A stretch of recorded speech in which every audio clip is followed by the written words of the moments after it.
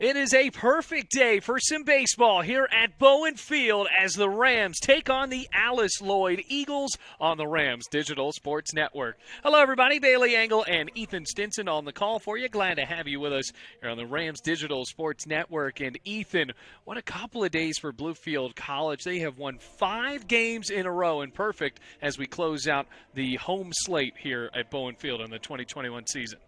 Yes, the 2021 season, great closer for this one today. As the song is playing over the PA system, we're looking to be Renegades today. All right, Ethan, I think that's a perfect segue for you to read the lineups for us today. First for Alice Lloyd, who do we got? All right, so for Alice Lloyd, first we got T.J. Mullins, who's playing at short. Cannon Farrell playing in center field. Dalton Cornett, who's playing at second base. Anthony Jarvis at first. Alex White at third base. Logan Gibbs, the designated hitter, and Wyatt Crisp up next playing at catcher, and Reese Eisen at left field, and Kaysen Hofsis at right field, with the pitcher being Moran for today. And for Bluefield College, who's playing out there today?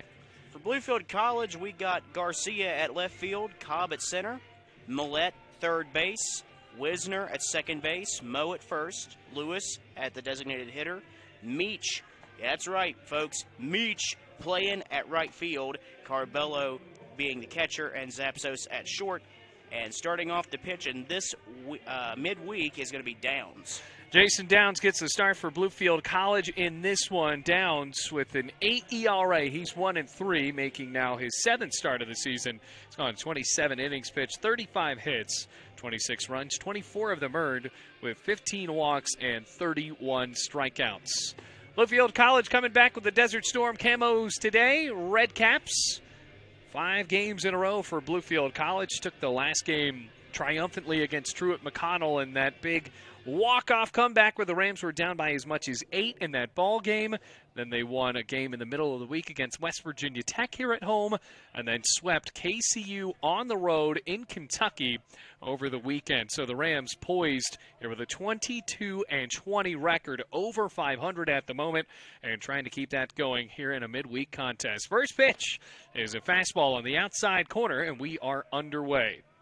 So game starts at 2:05 Eastern Standard Time. Getting started a little bit late here on the Rams Digital Sports Network. Had to do some field work here with the baseball team. As Downs deals another fastball on the outside corner, a carbon copy of the last pitch to T.J. Mullins, the shortstop. Well, Alice Lloyd, very similar colors to the Bluefield College colors.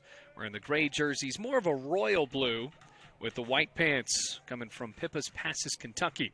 0-2, just misses outside. So 1 ball and 2 strikes. He's been nibbling on that outside corner the entire start of this game here, 3 pitches in. Bluefield tries to sit down the shortstop from Alice Lloyd, an NCCAA team. Shoulder shrug, 1-2. Just misses again. Boy, he has gone to that same spot with the same pitch 4 times in a row. The last 2 times just missed. So 2 balls, 2 strikes, and no outs. Comes the offer. Swing and a miss, got him reaching, and down. Starts off the game feeding to that outside corner. And there's a strikeout here on the Rams Digital Sports Network. 1 away here in the top of the first inning. Well, coming to you live from the top of Bowen Field in a press box soon to be named this summer. Still under construction here, but luckily enough, glad to have some power, glad to have a good vantage point to watch a little bit of baseball today. Here is Cannon Farrell. Big swing and a miss for Farrell, strike 1. Downs getting this one started off well. No balls, 1 strike and 1 out with nobody on in a scoreless contest in the top of the first inning. Righty-righty matchup. Downs trying to improve on that 8 ERA. He sets 0-1. That time goes a bit inside on the righty wearing number 1. And the count goes to 1-1.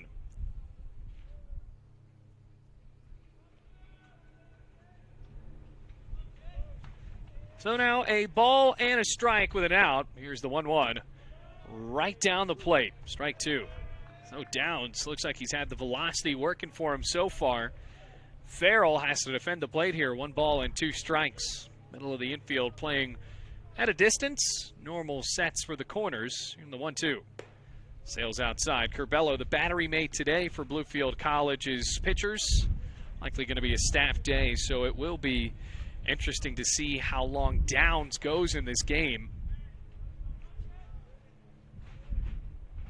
2 balls, 2 strikes, 1 out, and the offer. Outside, 3-2. 5 wins in a row for the Rams, and they were supposed to have a game tomorrow. That has since been canceled, so the Rams will not have to play 4 days in a row. Here comes the 3-2. Fouled off back of the screen. First time Eagles have been able to get any contact today, and the count stays at 3 balls, 2 strikes.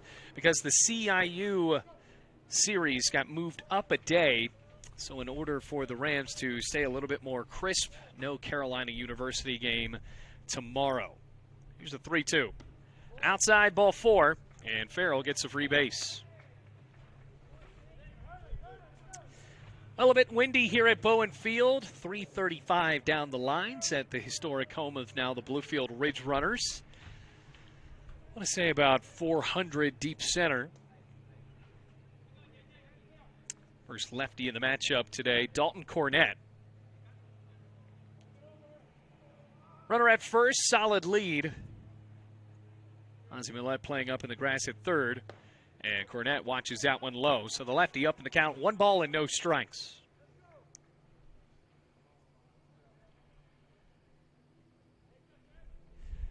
Well, Downs had the command early, got Mullins out in that strikeout. Yellow bat waving for the second baseman at home plate. The pitch well inside, and Cornett limbos out of the way. 2 balls and no strikes with 1 out.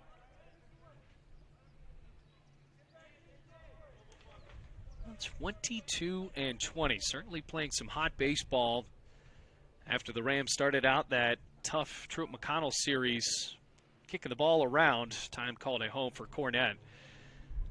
Then they started out that game on that Sunday the same way, down 10-2, and since then Bluefield College has played some of its best baseball in 2021 at the close. 2-0.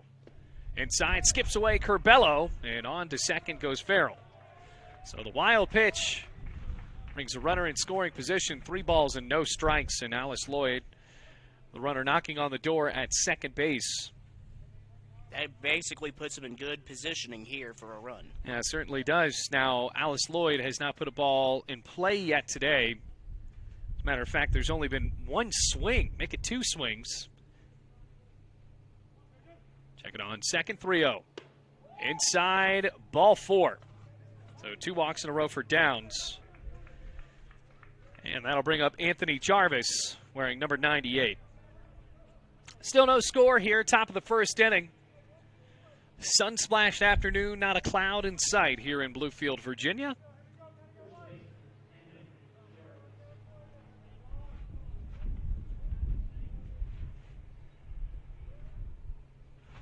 Now for Jarvis, waves the apparent Black Magic Easton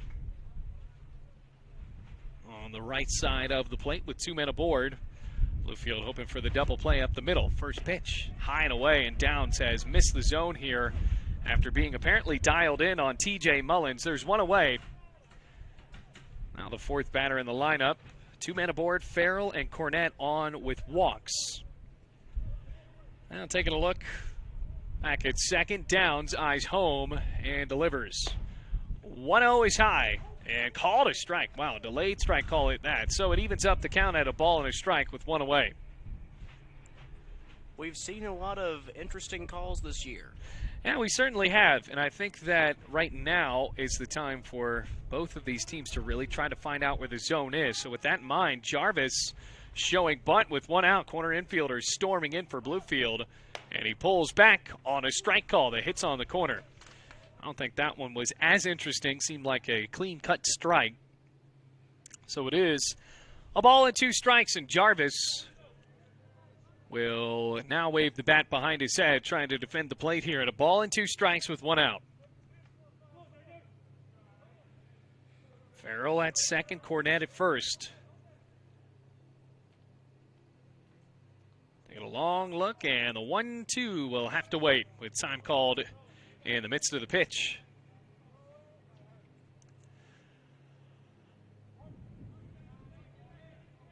Wind flowing out here at City Park could help the left fielder at the plate, and Jarvis ready for a ball and 2 strikes. Comes the pitch. Swinging a high fly ball, cranked to right field. On the way back, Meech. The ball settles down, and the right fielder makes the catch. Going from second to third, Farrell, and he is in. Meanwhile, Cornett stays at third. So it is a productive out, but the second out nonetheless. It seemed like that ball, Ethan, had quite a bit of pop on it going opposite field. It definitely was. I think the wind sort of also helped that along as well. It helped Meech get to it. Yeah, well, Meech got back to the warning track. Almost went out, but almost the key word, as Alex White steps up to the plate with runners on the corners and 2 outs. White, the third baseman.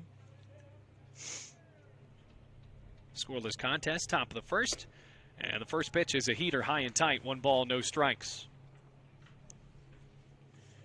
Well, the Rams, what can they do moving into the AAC tournament? Road weekend coming up in Columbia, South Carolina as well. Meanwhile, runner goes first to second. Curbello's just going to eat it. And on the defensive indifference, Cornett is into scoring position. So a little bit more pressure now on the pitcher in Downs to try to retire Alex White here after a couple of walks. 2 balls, no strikes, 2 outs, 2 men aboard in scoring position. And Farrell at third and Cornett at second. 2-0. Flared on the right side, could be trouble, dropping in shallow right, and Wisner dives to make the catch. So Wisner called off Taylor Moe, who is backing up as well, and the side is retired. No runs, no hits, no errors, and 2 men left in scoring position. We will head now to the bottom of the first inning, where Bluefield College comes to bat in this scoreless contest.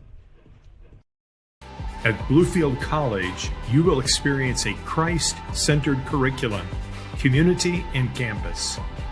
Having over 40 academic programs, 18 sports teams, and a plethora of student organizations, the opportunities are endless at BC. With a 14-to-1 student-to-faculty ratio, students receive the personal instruction needed to help them succeed. You will know and be known as a member of the Rams fam.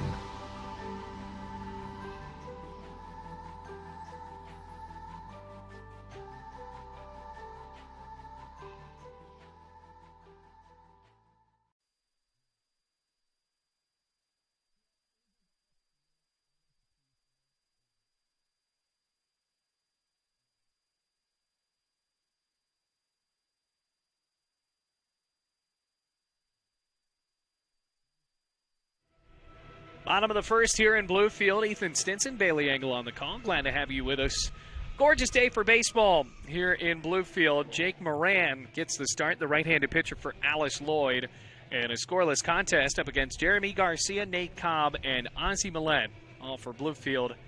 Well, Garcia has been hitting well for the Rams in the past couple of games, including here at home. Last time out, hit a triple up against the West Virginia Tech Golden Bears.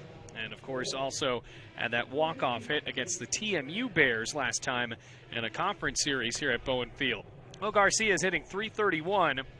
No home runs, 17 RBIs, but does lead the team, actually is second, with 35 runs scored. Nate Cobb, the man on deck, has 42 runs scored.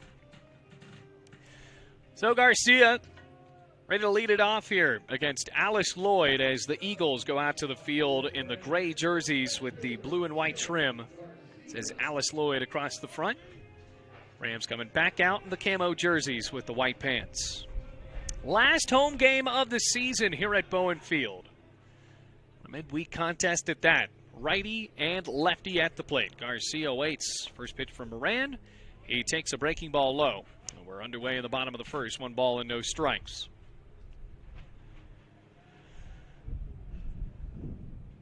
Quick kick and a 1-0. It's another off-speed low. 2 balls and no strikes. So it appears that Moran not messing around as far as a windup. And now digs right back in on the white mound. Starts with a quick 2-0. That's inside, and Garcia dances out of the way. So it starts out 3 balls, no strikes.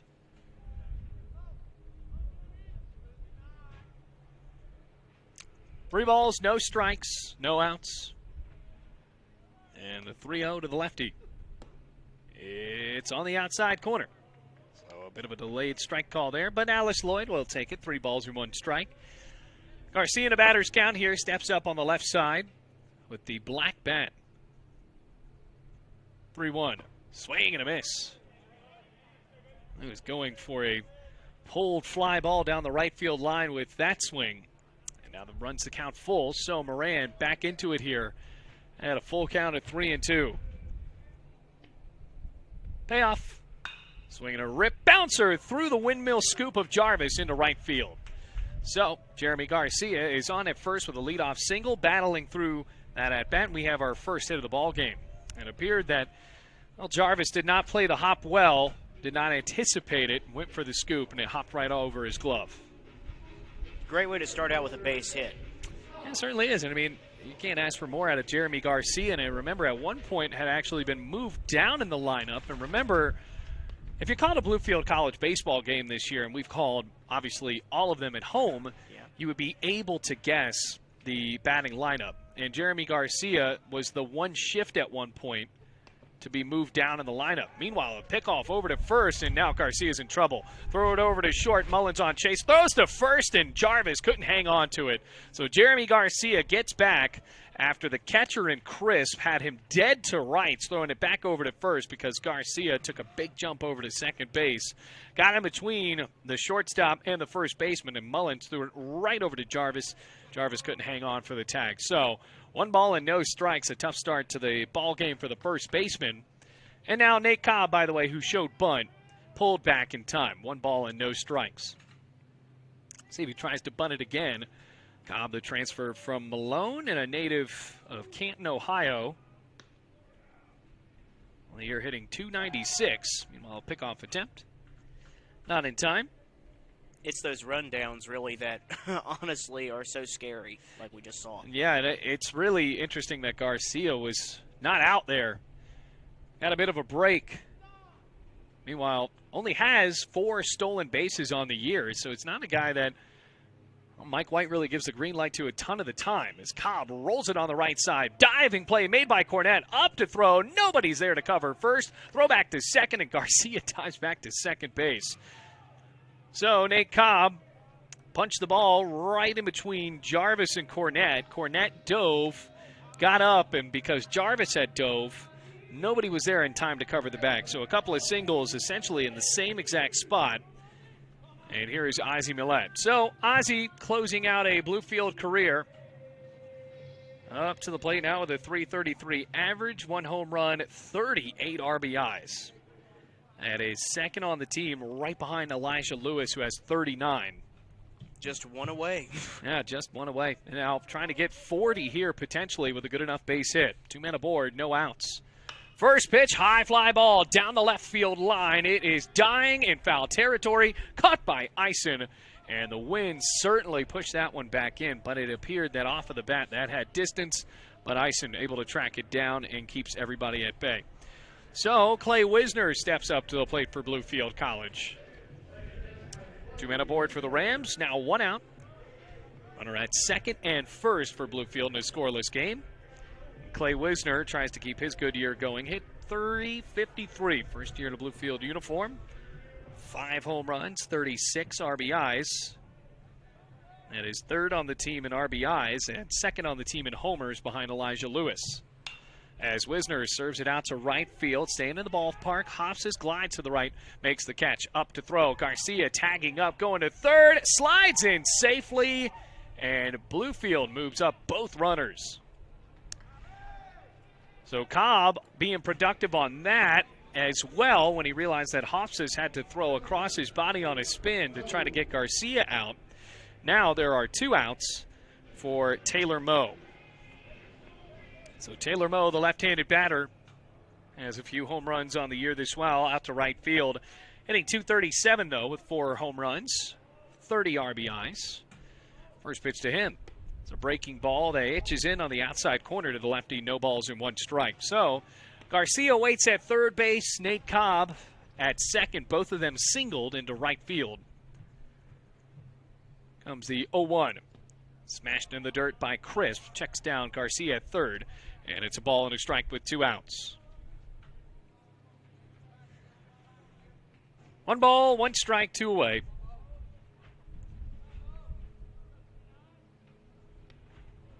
High kick in the offer from Moran. It's a breaking ball that misses high. Usually that is a pitch that Mo likes to take on a ride. Maybe just high in the zone, but well, he has taken a couple of high fastballs over the right field wall. Comes the 2-1. Swinging a grounder, chopped foul down the first baseline. Chris Allen, first-year assistant for Bluefield College, looks. Garrett Schilling in the dugout. 4th season as the assistant for Bluefield College. 2 balls, 2 strikes, 2 men aboard. Still scoreless, 2-2 to Mo. Swinging another fly ball, left side foul.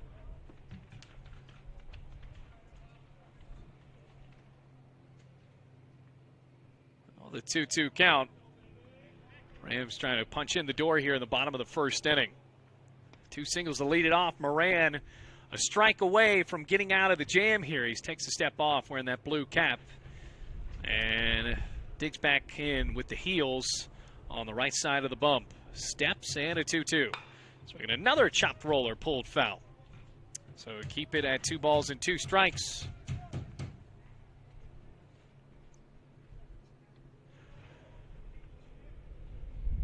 Rams have hit the ball in the outfield a couple of times. See on center field, Ethan, that Farrell is playing very shallow in. So if Mo is able to hit one deep enough, he gets a triple easily. 2-2, and it's high. 3 balls and 2 strikes. Full count all the way here, and like you said, going back to that warning track, if he hits at the right place, he could bring some people home. 3-2. Outside, whoa, not by much. Ball 4. Crisp held it there to be framed up. It's the first walk, and the bases are loaded. I'll bring up Elijah Lewis. He walked off the team one time, didn't he? Yeah, he walked off the team against Point, which now that we are here at Bluefield College's last home game of the season, and essentially our last home game, last broadcast of the 2020-2021 season, I think that's one of the better moments of the year, and also shows what fight this Bluefield College baseball team has had in it. First pitch with the bases loaded. Lewis whiffs right through it on the breaking pitch. He was well out in front. So Lewis is hitting .240, 6 homers, 39 RBIs. Sort of cooled down at the plate here at Bowen. He did go 2 for 5 in a game against Kentucky Christian. Ready for the 0-1. Swings and misses, went back to the breaking ball, and Lewis has not waited on it. So no balls, 2 strikes, 2 outs, bases loaded though. And a scoreless game, so Lewis puts one on the ground. 2 men are going to score at least. Garcia waits at third. Lloyd already has a man warming up in the pen. Ready for the 0-2. Swinging a high fly ball, shot out to center field. Farrell back on it, still drifting, and makes the catch close to the power alley in left center field. So the inning is over. The Rams score no runs on 2 hits, no errors, and 3 men left on base. As now we head into the top of the second inning on the Rams Digital Sports Network, all tied up here between Lloyd and Bluefield. At Bluefield College, you will experience a Christ-centered curriculum, community, and campus. Having over 40 academic programs, 18 sports teams, and a plethora of student organizations, the opportunities are endless at BC. With a 14-to-1 student-to-faculty ratio, students receive the personal instruction needed to help them succeed. You will know and be known as a member of the Rams fam.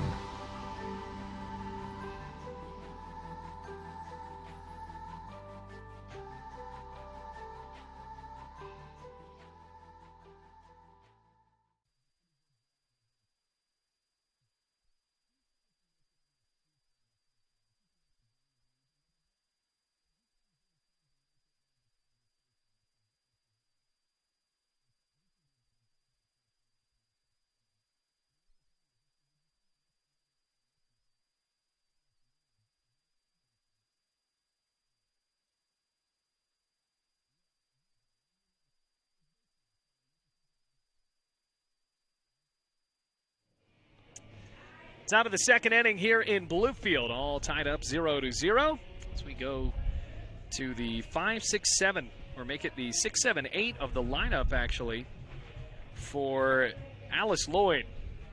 Alice Lloyd sent 2 on the base paths and got 2 men in scoring position, but White flared a ball out to shallow right field where Clay Wisner made the catch.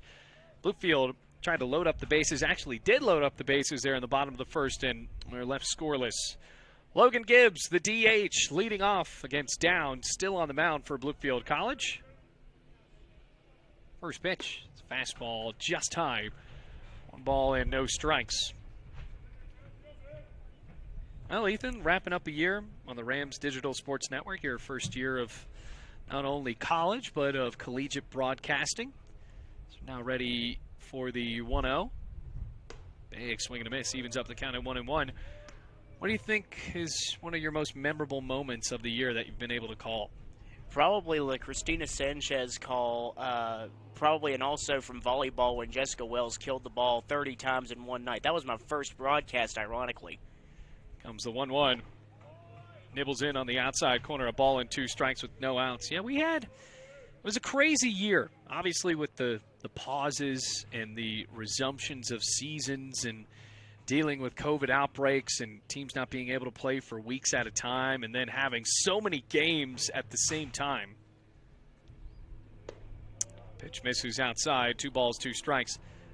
I think it was still fun, though, to have so many moments saturated, especially in the spring, where we had football, baseball, softball, both volleyball seasons all going on at the same exact time. 2-2.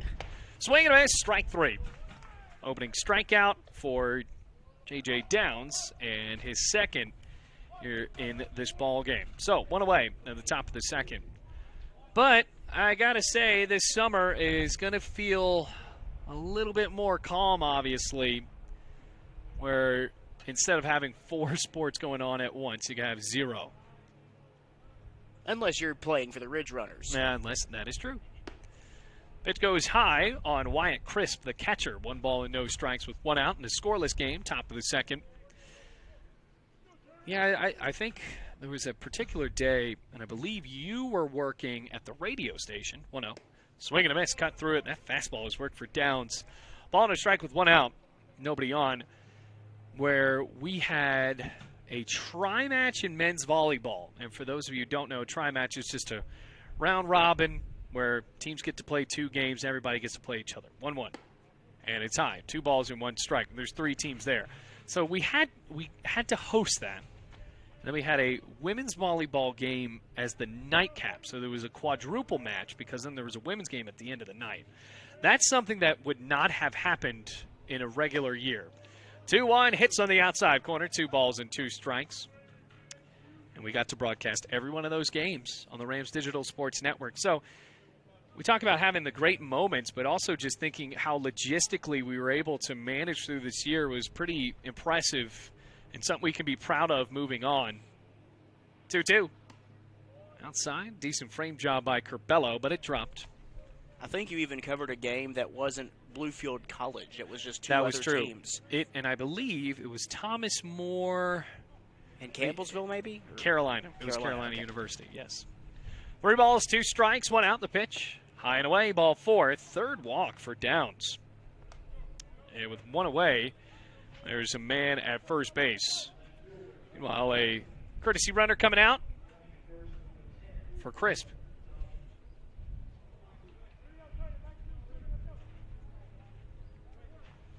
And the runner is Dylan Dodgen over at first base. So the Rams hope for a double play. Reese Eisen, the left fielder, stands in a scoreless game. It was definitely crazy as Eisen fouls it away inside part of the bat, bounces on top of the dugout. No balls and 1 strike. It was crazy the day where we had to give up one of the games of a baseball doubleheader because broadcasted the first one, and then we had a football game at night. So, like we said, that's something that would not have happened had it not been for the pandemic. And I hope this doesn't come off as we're complaining. Runner goes 0-1, and he fouls it off right behind us. No balls and 2 strikes with 1 out and a runner at first in a scoreless game, top of the second. That was just the challenges that we were able to navigate through this year. Next year will even be better. I tell you what, now I think that anybody that works in collegiate athletics, particularly small school athletics, you figured out what you were made of this year. And glad to have a Bluefield College staff that was able to support us. Comes the 0-2. It's high and away, 1 ball and 2 strikes. Eisen up in the count, or maybe down in the count, 1 ball and 2 strikes.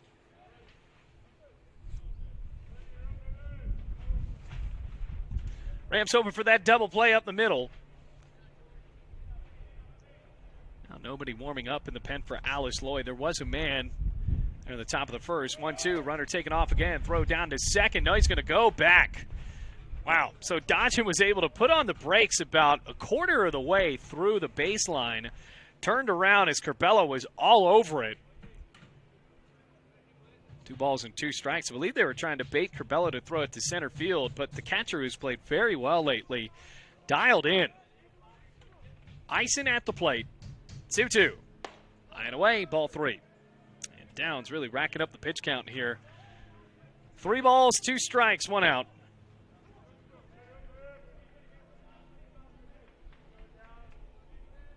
Already walked 3 just in the top of the second inning.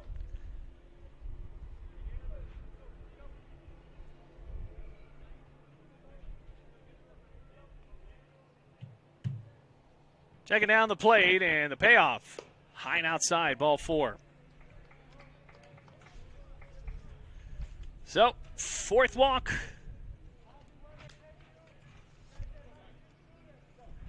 As we inch along to the 9th batter in the lineup in Kason Hofsis.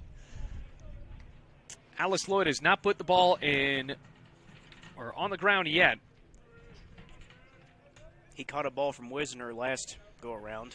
Yeah, Hofsis doing a good job of doing that as the ball was dropping on the right side. Now with 2 men aboard, still 0-0, top of the second. And the first pitch, righty slices it right side, bounces for a base hit into right field. Meech fields up to throw and keeps the bases loaded. So Crisp, his runner, and Dodgen moves to third. Eisen to second, and Hofsis reaches on a single.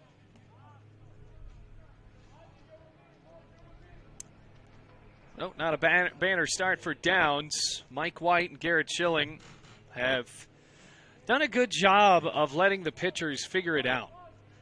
And I know that with Truett McConnell, we saw a good amount of differences between the coaching styles of the Bears and the Rams. Not to say that one is particularly better than the other.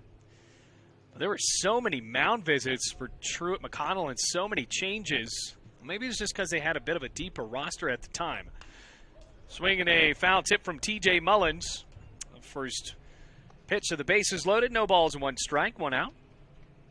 I think they took a pitcher out after 7 straight balls. They did, yes. So, yeah, a little bit different. Of course, that was a weekend series. This is a midweek. So. Right, and that was conference. Conference game, line on the line at that point. Drew McConnell took 2 of 3. 0-1. Swing and a miss.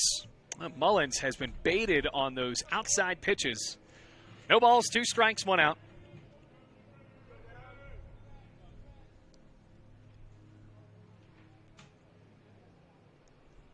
Bases loaded for Alice Lloyd.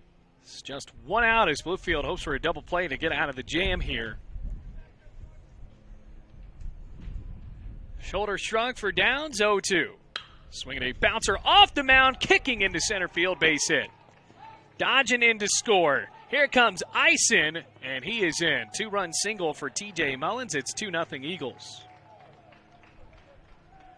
Well, the way the ball caromed off of the mound, it was going to be tough for Zapsos to play it up the middle, and he almost did. But both runners that were walked come in to score. Cannon Farrell up to the plate now.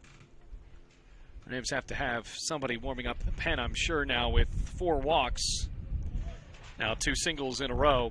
Farrell steps up. He was one of those walks back in the first inning.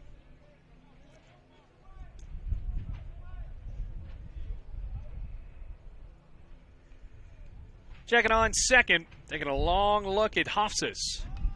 But shown and fouls it back to the screen.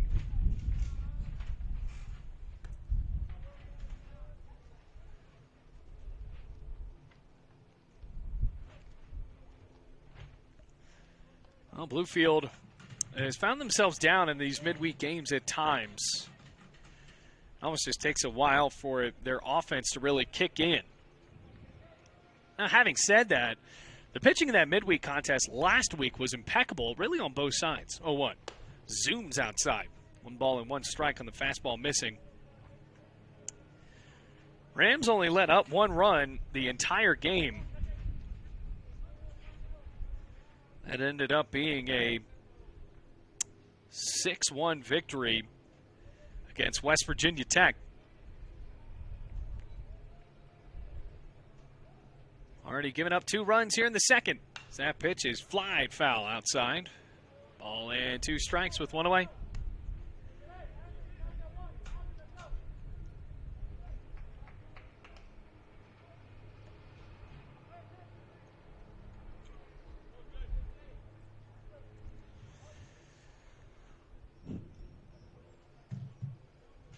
Farrell fouled off a couple here. 2-man aboard. Downs trying not to lose him with 1 out. The 1-2. Just a bit outside. 2 balls and 2 strikes. 2 runners on the paths for Alice Lloyd. Team that Bluefield used to play in NCCAA regionals. Mel Rams no longer a part of that. A couple of years ago playing them in regionals in basketball, and Alice Lloyd was pretty good. Since when's it been since they dropped that affiliation? 2 years, 2-2. Swing and a miss, strike 3. Third strikeout for Downs, and second out here in the second inning.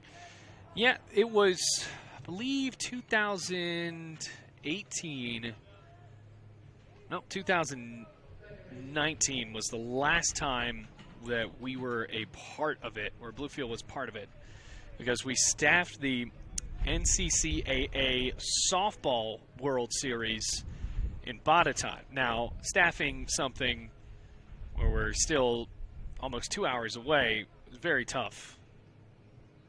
First pitch is high and outside. Dalton Cornett. They call that a strike, actually. So no balls and 1 strike. Must have hit the corner. Lots of umps like to favor that corner. Yeah, and apparently this one does.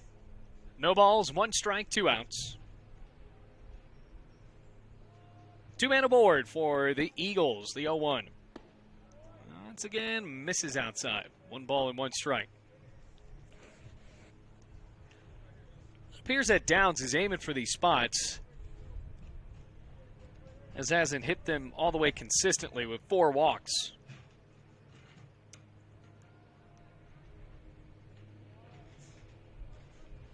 Checking on second, the 1-1.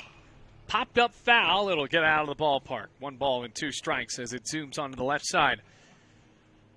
So a ball and 2 strikes with 2 outs.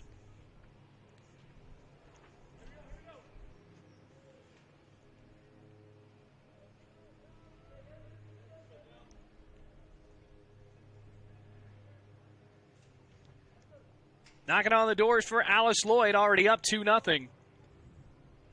After the 2-run single from T.J. Mullins. He's at first. Cornett awaits. Long look at second. 1-2. Skips in the dirt. 2 balls, 2 strikes. Well, this game's almost at a standstill here. 2 balls, 2 strikes, 2 outs. 2-0 Alice Lloyd in the top of the second inning.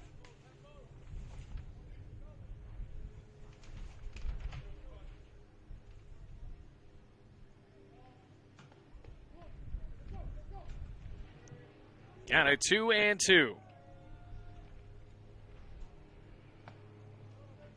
The pitch misses. 3 balls, 2 strikes. And now, Downs is in danger of his 5th walk through an inning and 2/3. And we have seen him be pretty great at times in these midweek games. This is off to a bit of a rough start here. 2-0 the score.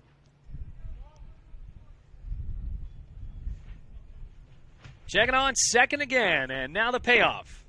Swinging a high fly ball, staying in the ballpark and right.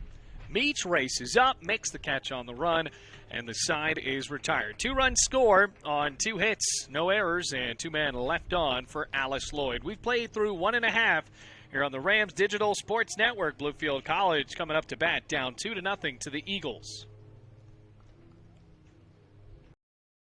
At Bluefield College, you will experience a Christ-centered curriculum, community, and campus.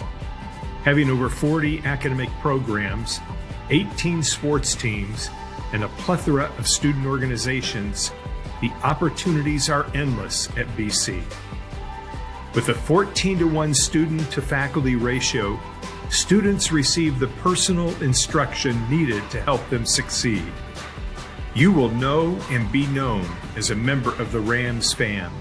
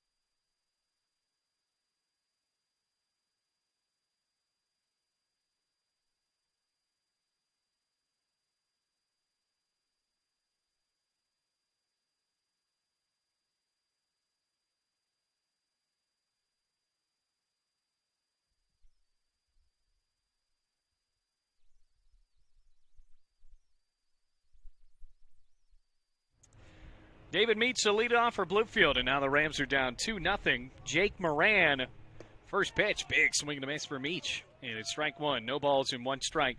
Meech just won the Rammy for Offensive Player of the Year. You are just now aware of the Rammies, or the yearly celebration of Bluefield College Athletics. That misses outside. 1 ball and 1 strike with no outs in a 2-0 ball game.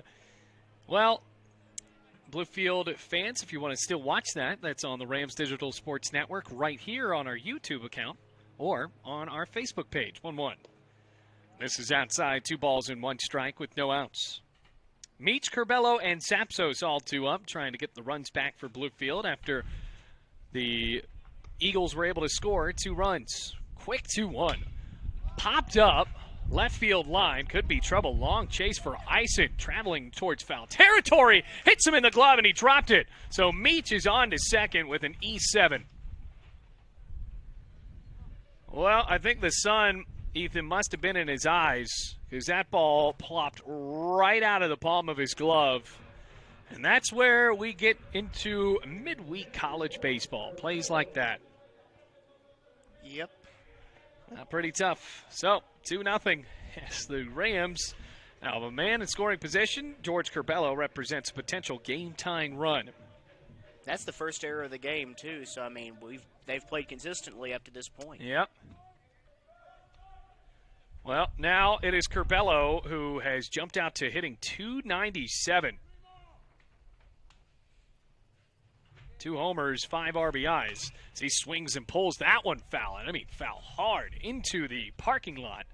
Last time we saw George here at Bowen Field, he homered over the left center field wall. Curbelo, that was his second of the year. It was a solo shot that put the Rams up 6-1. No balls, 1 strike, no outs. And had a couple of big gapper hits in the comeback against TMU. That skips into the dirt, kick down the line, crisp up to throw, and Meech goes back to second base, evens up the count at a ball and a strike. Well, the Rams certainly with a lot of momentum coming into this game, winners of 5 in a row. I believe that's the longest win streak of the year.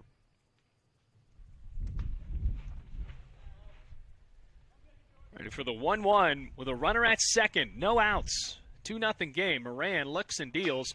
Breaking ball sent in the air out to deep left field. Ison on the way back at the track. Backs up, makes the catch. Meech tags up second to third. He gets there easily.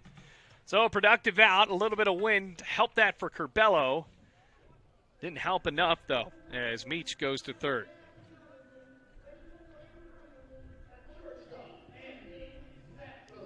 So Zapsos now, anything hit will likely bring in the run to score, and it will be unearned for Moran. It's almost like Ison rectified that by, making the catch finally. Right. Well, you have to think now, though, truly rectifying it will be so Meech is not allowed to come home to score. And doesn't seem that might have the choice to do that here. Zapsos up to the plate. Middle of the infield playing back, corner infielders playing in. So not entirely concerned with anything on the ground to go home. They're just going to try to get the force at home. It's a 2-0 game, or excuse me, at first. 2-0 game. Alice Lloyd leads. Rams with a runner at third and one out. Bottom of the second inning. One away for Zapsos. 1-0. Rip foul down the first base line. Evens up the count at 1-1.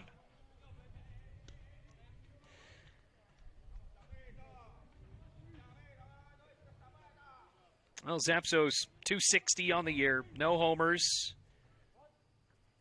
Does have 9 RBIs. Base hit makes it an even 10.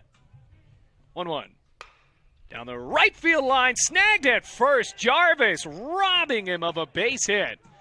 And after Jarvis got eaten up by a couple of balls over on the right side of the infield in the first inning, now makes a good play there. And staying at third, David Meech. So Jeremy Garcia comes up with a chance to cut the lead in half. It's 2-0 Alice Lloyd, top of the second inning. Make it bottom of the second, excuse me. Top of the lineup for Bluefield College, and Garcia's 1 for 1. Moran steps off. I wonder if the speed, not of the pitching, but the actual rate in which the pitches are coming in have thrown off Bluefield just a tad bit. Moran has pitched quickly. First pitch. Garcia turns into it, does not swing. It's high, 1 ball and no strikes.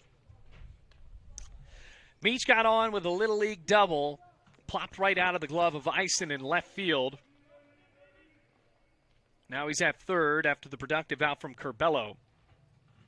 That was a 1-0.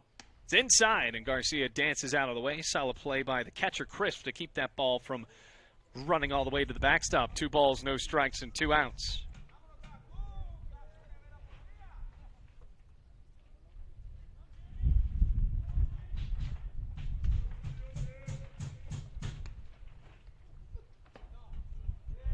Goes on the outside corner, 2-1. So the wind swirling in and around Bowen Field. See if Garcia is able to jump on one here. 2 outs. Meech at third, 2-1. Skips in the dirt, 3 balls and 1 strike. 3 balls, 1 strike, 2 outs.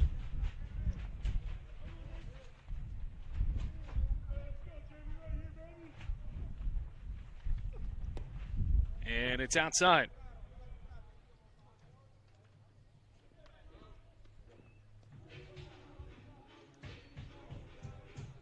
So Garcia walks to first.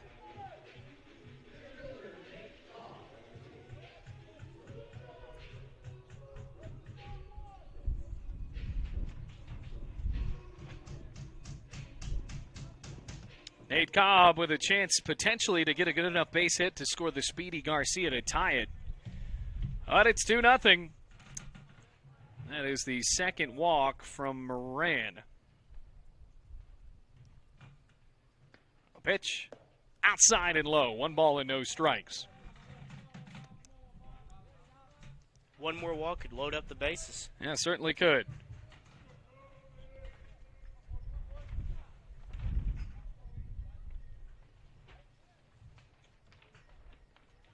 Checks 1-0.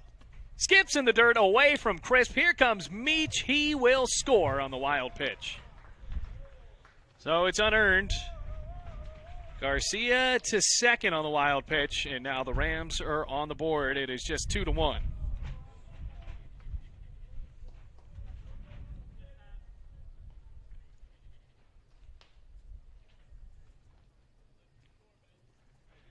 So a bit of a midweek game as far as the pitching quality that we have seen. Moran loaded up the bases in the first inning. Rams were unable to score. Got a quick 2 outs here from Curbelo and Zapsos.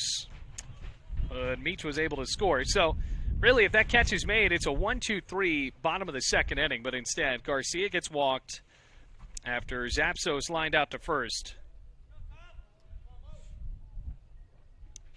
2 balls, no strikes, 2 outs. Nate Cobb.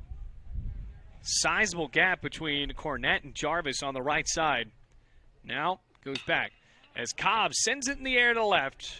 Backing up on it, Eisen makes the catch, and the side is retired. But the Rams score a run on no hits, 1 error, and 1 man left on. We've played 2 here in Bluefield, and the Rams are down by just 1. It's 2-1, Alice Lloyd. At Bluefield College, you will experience a Christ-centered curriculum, community, and campus. Having over 40 academic programs, 18 sports teams, and a plethora of student organizations, the opportunities are endless at BC. With a 14-to-1 student-to-faculty ratio, students receive the personal instruction needed to help them succeed. You will know and be known as a member of the Rams fan.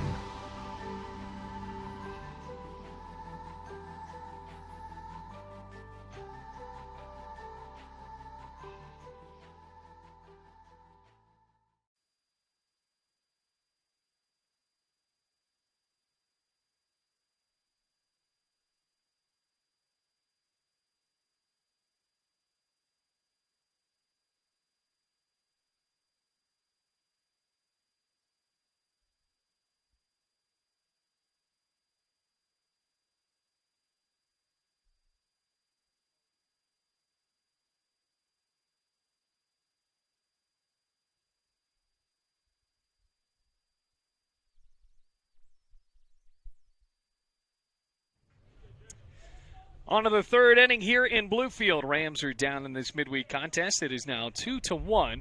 As we go to the third, it's Anthony Jarvis. First pitch to Jarvis. And the first baseman gets out of the way. It's an inside pitch from Downs. 1 ball and no strikes. Downs has walked 4 batters and has given up 2 hits. Kind of a tough start for him as he misses that one outside. 2 balls and no strikes. So it'll be Jarvis, White, and Gibbs in the 4, 5, 6 of the lineup for the Eagles. Ready for the 2-0, and that's inside as well. 3 balls and no strikes. Downs coming out firing quickly, missing the zone, and it's been tough. None of them have been close as of yet. See if he can come back in here. 3-0, and he does. Good pitch, fastball. Up belt high, 3 balls and 1 strike with no outs. Jarvis flew out to right field his last time up. 3-1. Swinging a foul tip, pops off the glove of Curbelo, and now the count is full. 3 balls and 2 strikes.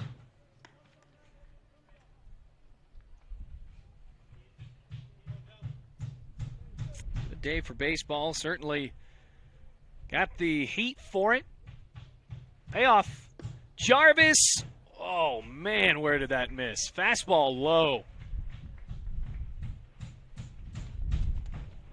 I'm sorry, folks. That looked pretty good up here, didn't it?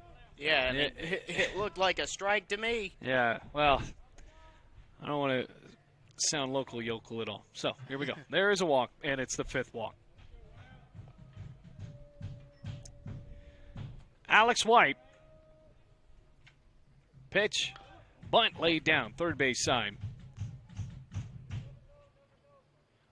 Well, Ethan, it's exam week, so that's something that Bluefield baseball has to worry about, but also you. So you've already had a couple of exams so far, right? How did they go? Oh, they went pretty well. I've had my last one tomorrow. It's only going to be 10 minutes long. No balls and 1 strike. High and outside. 1 ball and a strike with a runner at first, 2-1 game. Yeah, and you have to elaborate on that because, you know, when you say you got a final exam, it's only going to be 10 minutes, people think, well, then he's just going to breeze through that written test. No, it's where I'm a music major, I have to perform on an instrument for 10 minutes. So that's a little bit more to worry about. So bunted back, and it's foul. Ball and 2 strikes for Alex White. Yeah, so what are you going to play? Are you going to play Elton John's Crocodile Rock? Are you going with Piano Man? I'm actually going with some Bach because that's what's required of me. Okay. All right. Yeah, that's what all the kids put into the jukebox these days. 1-2 is in the dirt. Runner to second, and Jarvis Curbelo, no throw. And a wild pitch moves Jarvis into scoring position. 2 balls, 2 strikes, no outs. And this has been a rough go of it for Downs. Alex White, if you remember, had 2 runners in scoring position in Farrell and Cornett, and White flew out on the shallow end of right field on a diving play made by Wisner. Third baseman at the plate awaits the 2-2. Swinging a belted foul, right side and into the trees. So 2 balls, 2 strikes, no outs. You feel pretty confident about your Bach that you got to do tomorrow? I do. You do? Good. And then that's it for me for this semester. Wow. Freshman year. Technically, I'm a freshman and a half because I've got sophomore status, but I'm a first-year student. So that's the dichotomy of the whole situation. 2-2. And a tie. 3 balls, 2 strikes. Yeah, you're just ready to get out of college, I guess. You No. just want to do, okay, you're only going to do college in 3 years? Maybe. Who knows? I got you. 3 balls, 2 strikes. Another payoff. Swinging a foul ball off the inside of the bat, rolling towards the Alice Lloyd dugout. That's 3 balls and 2 strikes.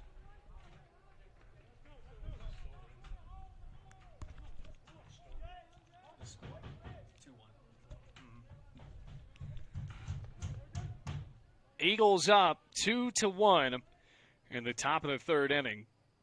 Comes a 3-2, and it's outside. That's the 6th walk. And Alex White is on at first. Well, they are letting Downs try to figure this out. Jarvis at second, Alex White at first. Logan Gibbs up to the plate now with no outs.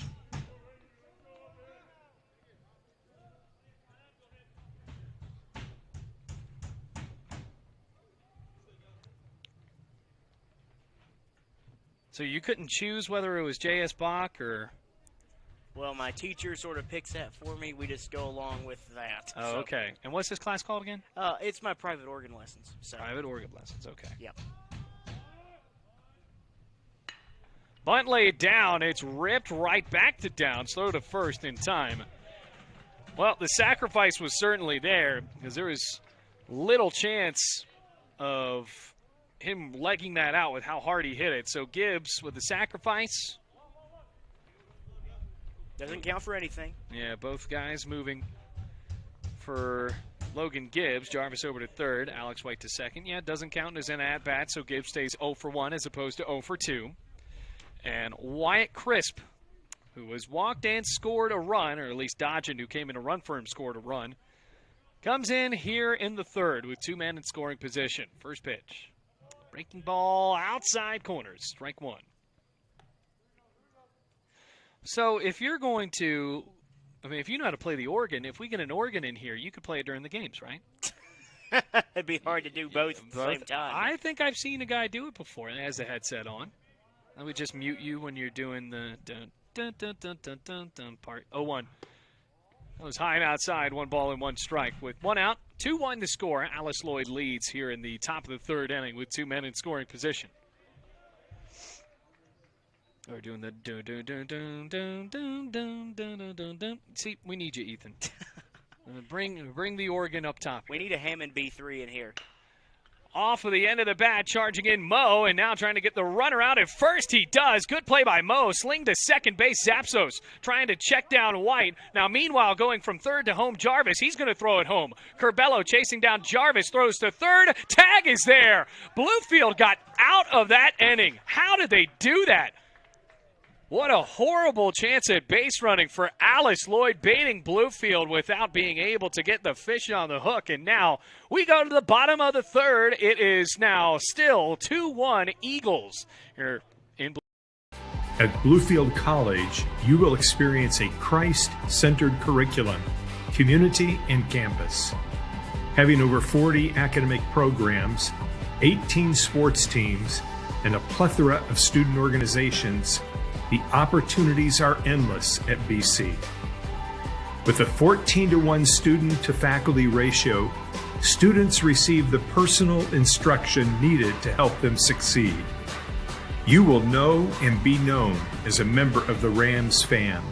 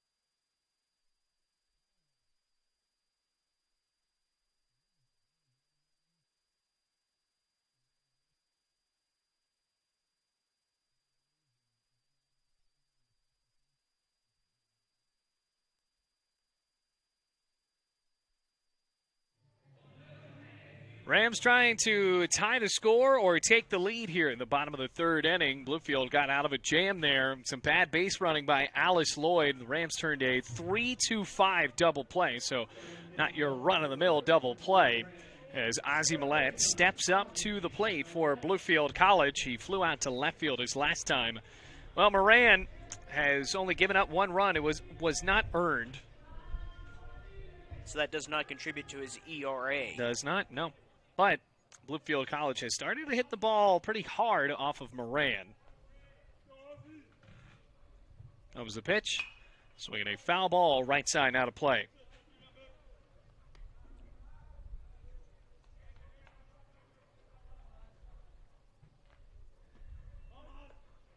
So Millette down to the count, 0-1. Righty, first pitch. Make it first 0-1. It goes off the end of the bat. Slow roller Moran gloves it and tosses to first in time. Millette was well out in front on an off speed and barely gets it off. Would like to have that one back. And the score stays 2-1, or 2-1. Clay Wisner steps up for Bluefield. He flew out to right field his last time. Last home game of the year here at Bowen. The Bluefield Ridge Runners season beginning in just about 2 months. Rams trying to make a run in Kingsport. Comes the first pitch to Wisner, and it's high and outside. 1 ball and no strikes.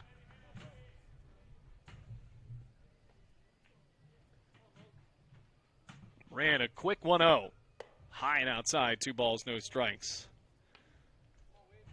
Well, they got the insulation padding up.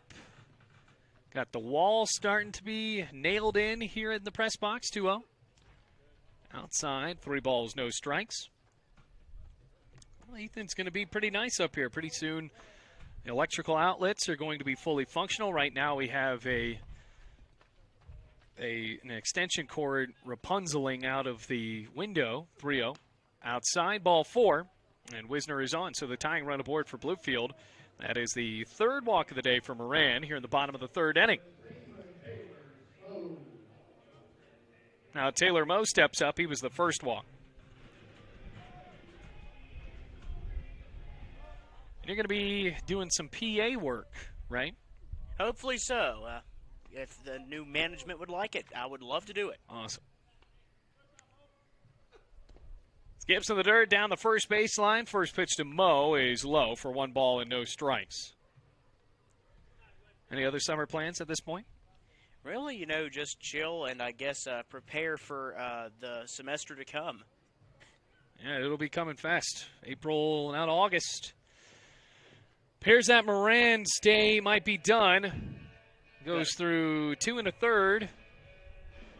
Now a quick little conference here. He's now dealt 3 walks on the day. And remember, this is just kind of the difference in Bluefield College coaching.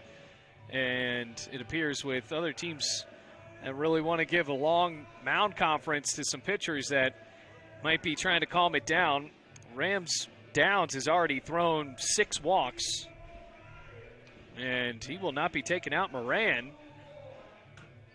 Still on here. We're in the bottom of the 3rd, ladies and gentlemen. First mound visit of the day. Yeah, first mound visit of the day. And about an hour in, not even through 3 innings of work.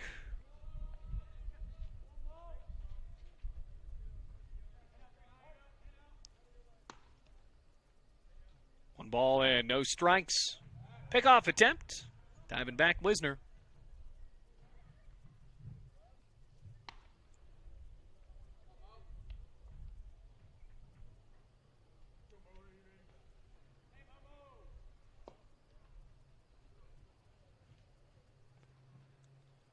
Ready for the 1-0, Moran.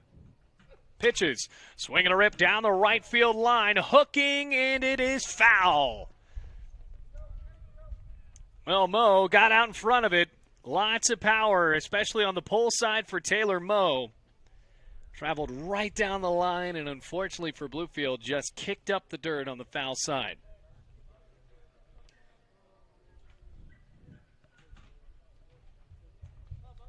Ball and a strike. 1 out.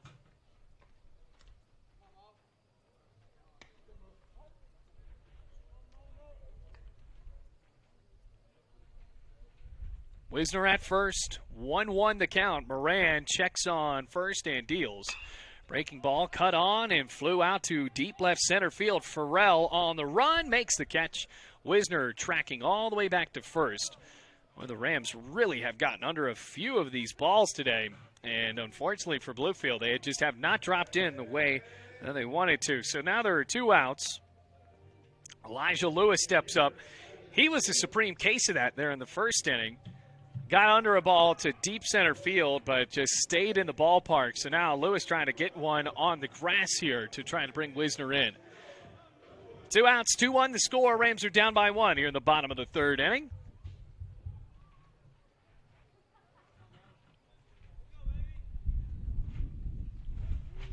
Righty, Lewis awaits first pitch.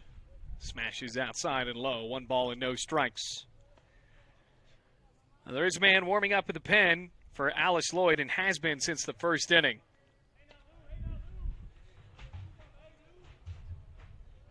Is he trying to get his reps in? Or? Yeah, I think that Moran might be out close to the 4th inning. 1-0. Swinging a foul tip, gloved it home by Crisp. Well, that is Corey Cornett. Right-handed pitcher warming up in the bullpen. Ball and a strike with 2 outs. Runner at first after the walk. Wisner there.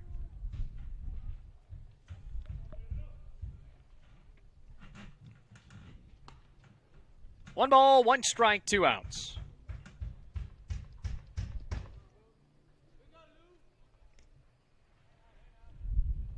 Moran, with nobody on the base pass, pitches them about 2.5 seconds apart. 1-1 is outside, 2 balls and 1 strike.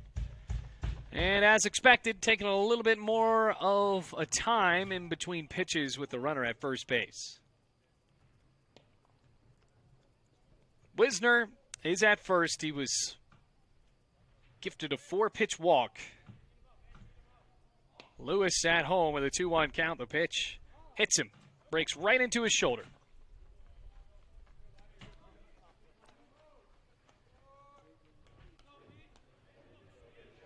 So the Rams only have 2 hits in the ball game. They were both in the first inning.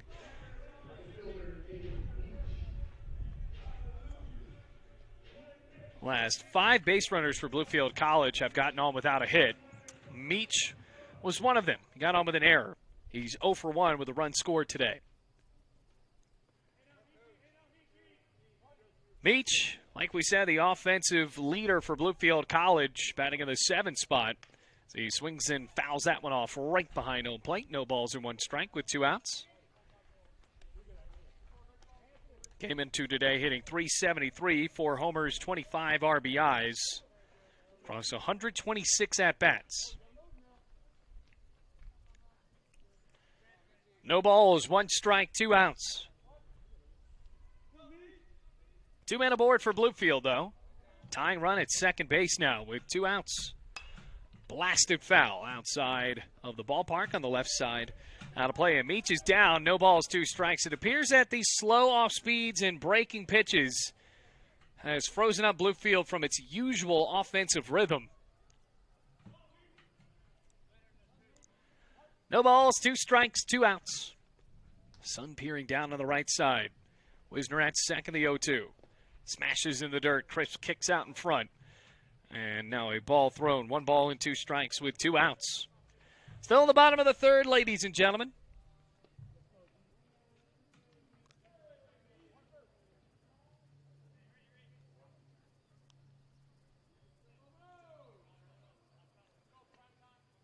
Lewis at first, and that's in the dirt. 2 balls and 2 strikes with 2 away.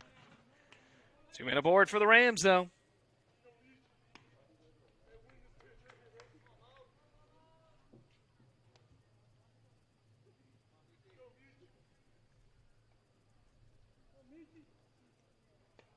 Two, 2 outs.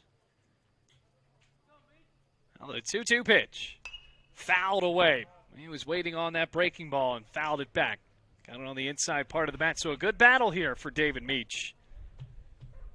I'm lucky I parked out back, by the way. Yeah. I think that's the thing that's been nice about this press box. We have to drive up a separate road. Now the road is a little tough on the gravel for just regular sedans, but 2-2 comes in, ripped down the right field line, foul. It has been pretty nice avoiding the scattered foul balls into the parking lot, and since being up here, I realize how many balls actually get pretty close to hitting cars parked in the parking lot out in City Park. I don't want the insurance calling me. No. And I tell you what, people figure out real soon that they get here and like, oh, why is nobody parked up close? And you just have a big target on your car, if so. Another 2-2. Meech bounces it on the left side through for a base hit. Past the dive of White. Throw home from Ison. It bounces in late and the game is tied. Meanwhile, advancing to second, David Meech. So it's an RBI single for Meech and advances on the throw. So now it's 2-2. Wisner comes in to score. Taylor Moe is out, obviously, and Elijah Lewis moves over to third base.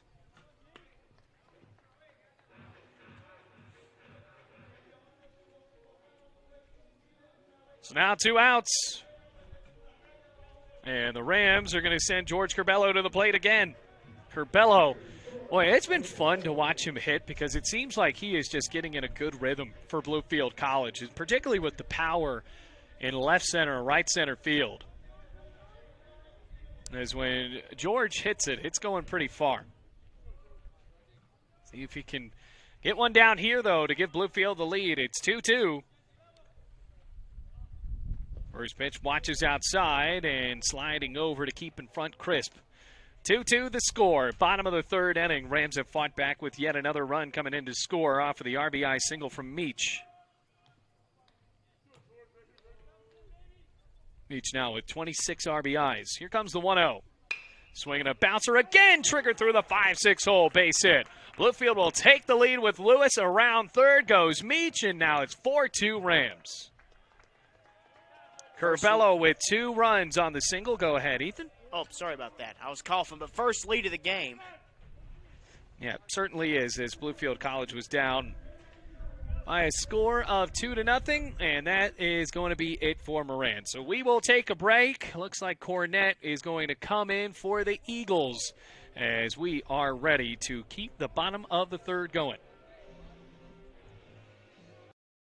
At Bluefield College, you will experience a Christ-centered curriculum, community, and campus. Having over 40 academic programs, 18 sports teams, and a plethora of student organizations, The opportunities are endless at BC. With a 14-to-1 student-to-faculty ratio, students receive the personal instruction needed to help them succeed. You will know and be known as a member of the Rams fan.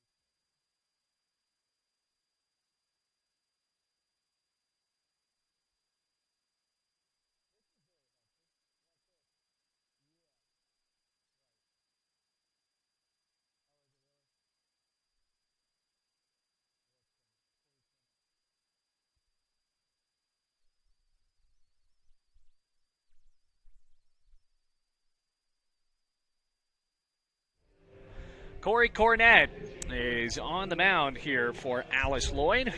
Jake Moran's day is done through 2 2/3 innings. And the Rams have taken the lead. It is now 4-2 with his line not yet done, but he's given up 4 runs on 4 hits so far.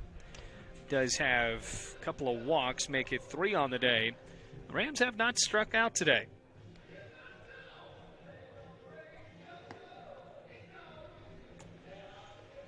Haley Engel and Ethan Stinson, we're still here in the bottom of the 3rd inning atop of Bowen Field. Cornett, the senior for Alice Lloyd, up against Andy Zapsos in the 9-1-2, potentially. Curbelo awaits at first, and it appears that Maldonado is on to run for him, though.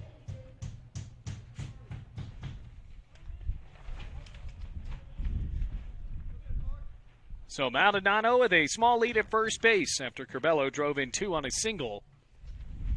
First pitch, and Zapsos looks like he wanted to bunt it aboard. Instead, it rolls on the first baseline.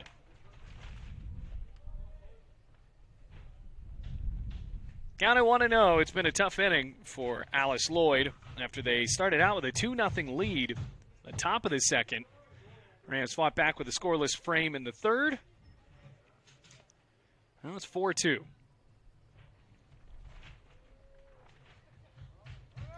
Maldonado takes off. Throw is low. Throw on to second. Not in time. Stolen back. Taylor Maldonado.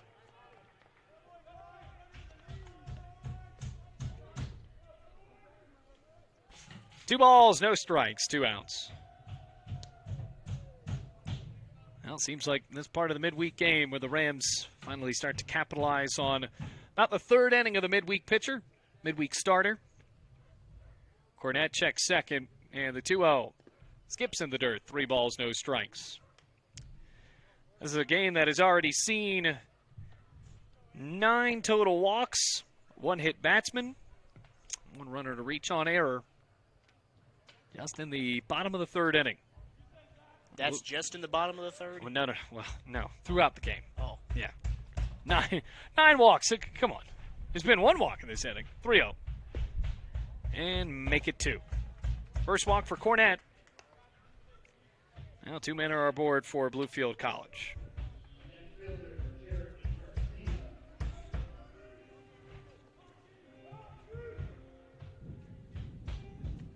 Jeremy Garcia up for Bluefield with a pair of outs on the board. 2 men on for the Rams as well.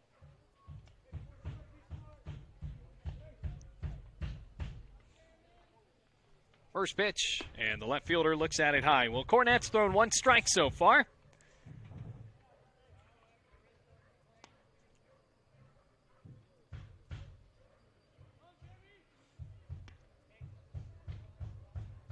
Two men on for Bluefield, already up 4-2. Swinging a liner, shot up the middle, base hit.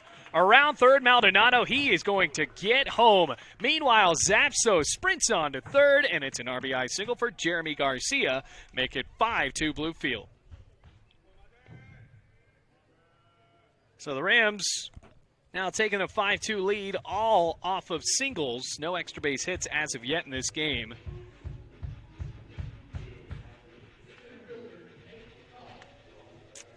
Runners on the corners.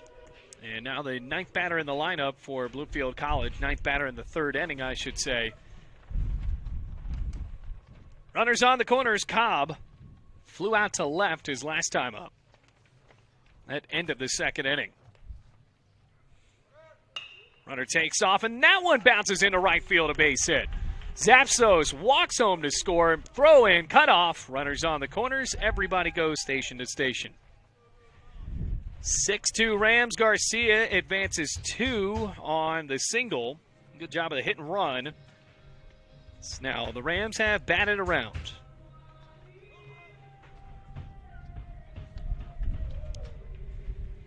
Four straight singles for Bluefield College.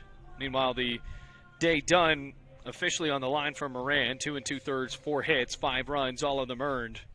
3 walks, no Ks.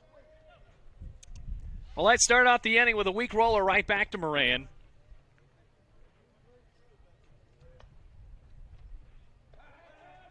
Pickoff attempt, and they want a balk, and it will be. So, it is a balk, and now Garcia comes home to score. It's 7-2.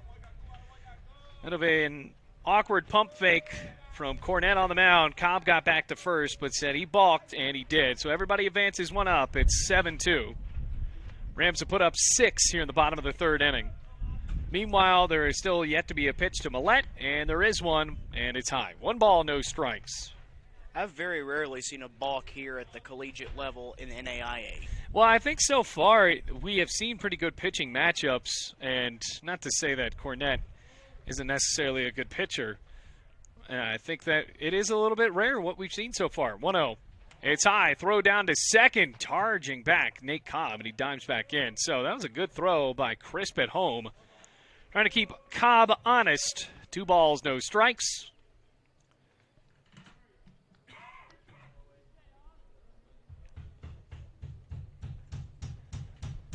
Turned out to be a long one. Comes a 2-0. Flared in the air, shallow right field. Backing up on it, Cornett, and the catch is made. Side retired. So Millette accounts for 2 of the 3 outs in the bottom of the third inning. But the Rams score 7 runs in the inning off of 1, 2, 3, 4 hits and leave a runner at second base. So now the Rams go into the top of the fourth, up by 5. It's 7-2 Bluefield over Alice Lloyd. At Bluefield College, you will experience a Christ-centered curriculum, community, and campus. Having over 40 academic programs, 18 sports teams, and a plethora of student organizations, the opportunities are endless at BC. With a 14-to-1 student-to-faculty ratio, students receive the personal instruction needed to help them succeed. You will know and be known as a member of the Rams fan.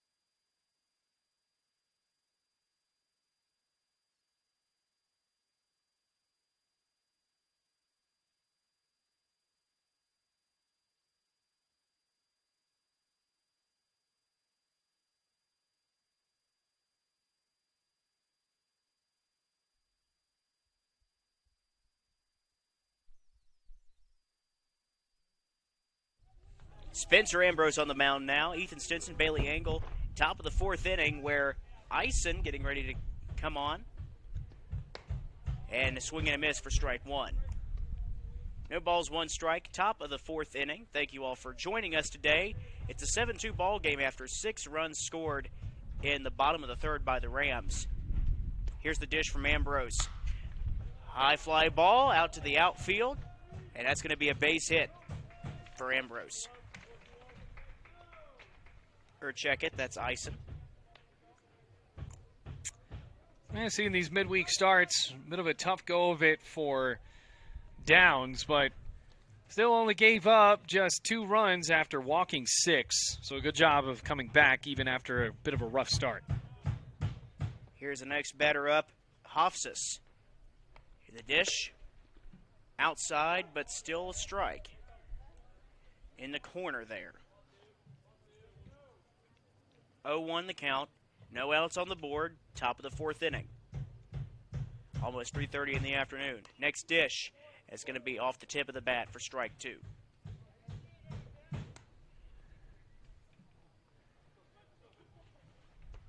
Kason Hofsis, the right fielder, in the right-handed batter's box. Getting set.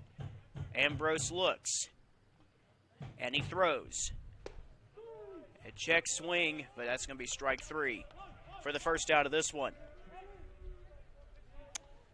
Job by Ambrose there. Looked like he did go around for Hofsis. And I think we're going to call a strike anyway, so first strikeout for him. Strikeout while looking, nonetheless. Here's Mullins. Still in the right-handed box. Here's the pitch. High fly ball going to the right field. And does he get under it? And it's caught.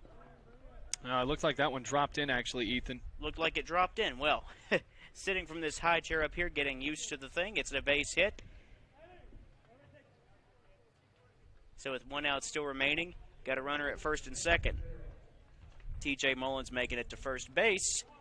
And Ison now on second off of 2 singles, respectively. Farrell coming up now. Still in the righty box. Righty-righty matchup. Ambrose dishes. High fly ball. Swinging it to right field. And does he get it? And he does. Yes, he does. Now Meech getting that ball for the second out. A good job by Ison to advance, though. So now you got to worry about runners on the corners. And solid job by Meech. That ball seemed to travel a lot, so Meech had to run for a lot of real estate to come up to catch that ball.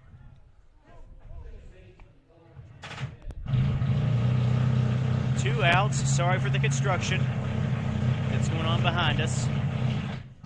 Next batter up, we've got off the F9 from that last play. We got Cornett up next in the left-handed box this time. Dalton Cornett, the first baseman. Here's the dish. Inside for ball 1.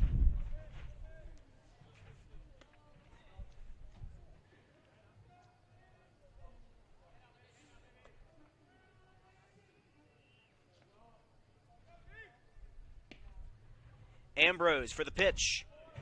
Across the plate for strike 1. 2 outs on the board, top of the 4th inning. Game is 7-2 in favor of the Bluefield College Rams. A big turnaround after the bottom of the 3rd.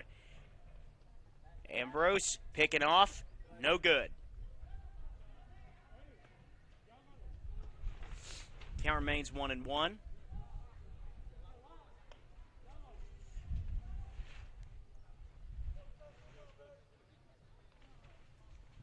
Ambrose for the 1-1. That's going to be way inside for ball 2.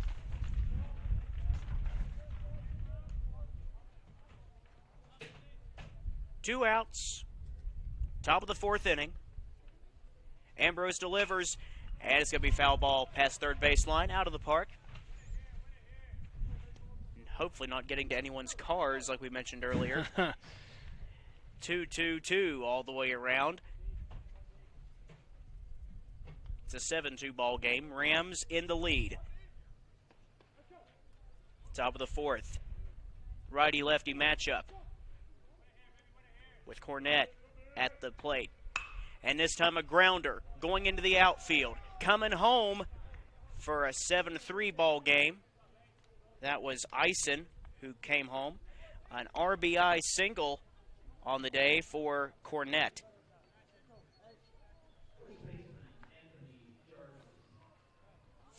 Anthony Jarvis now coming up. Transitioning back to the right-handed box. Number 98 for this Alice Lloyd team. We got a runner at first and second. Here's a chopper, but it's going to be outside the park for strike one on a foul ball. 0-1, 2 outs, 7-3 ball game after a run in from Ison. Bluefield up by 4. Count is no balls, 1 strike. Down in the count for Jarvis.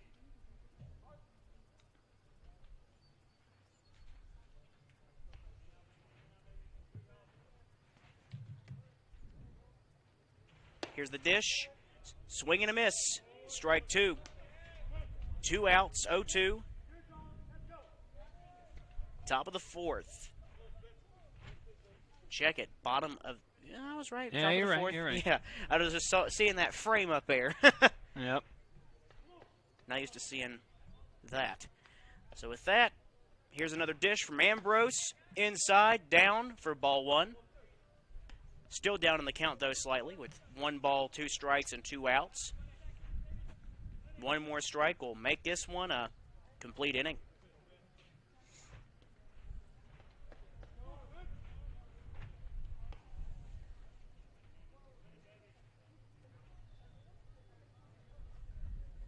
Next one. And that's going to make it in the infield in time for second. So that's the 3rd out. So we'll be back in 60 seconds with more action here. Score 7-3 Rams. At Bluefield College, you will experience a Christ-centered curriculum, community, and campus. Having over 40 academic programs, 18 sports teams, and a plethora of student organizations, the opportunities are endless at BC. With a 14-to-1 student-to-faculty ratio, students receive the personal instruction needed to help them succeed. You will know and be known as a member of the Rams fam.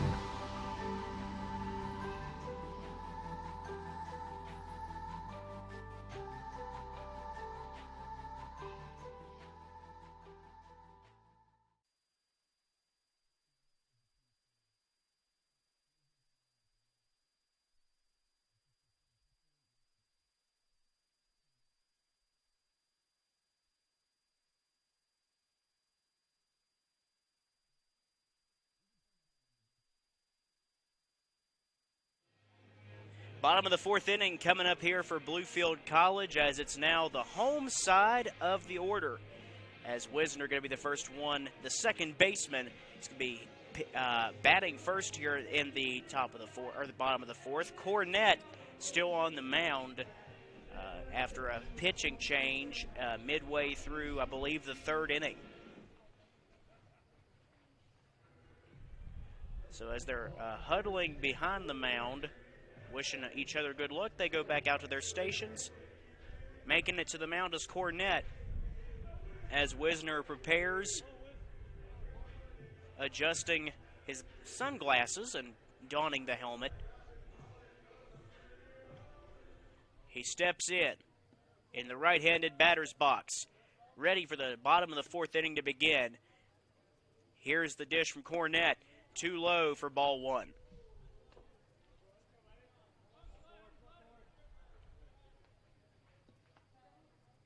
1-0 and no outs. Here's the next pitch. It's going to be across the plate, barely so, but for strike 1.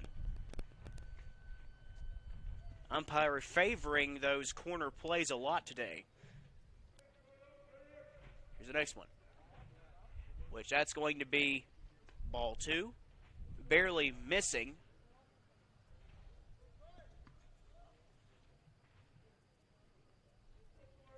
Cornett. And here's a fly ball going out the first baseline, out of the park for ball 2. So now it's 2-2, no outs, evening it up. 7-3 Rams, looking to score more. Getting in stance. Cornett pitches. And too high for ball 3. It's now a full count. These Rams midweek pitchers really didn't settle into the zone well today, and neither has Alice Lloyd. Next one. Outside, ball 4. That's going to be a base on balls. A lot of those we have seen today.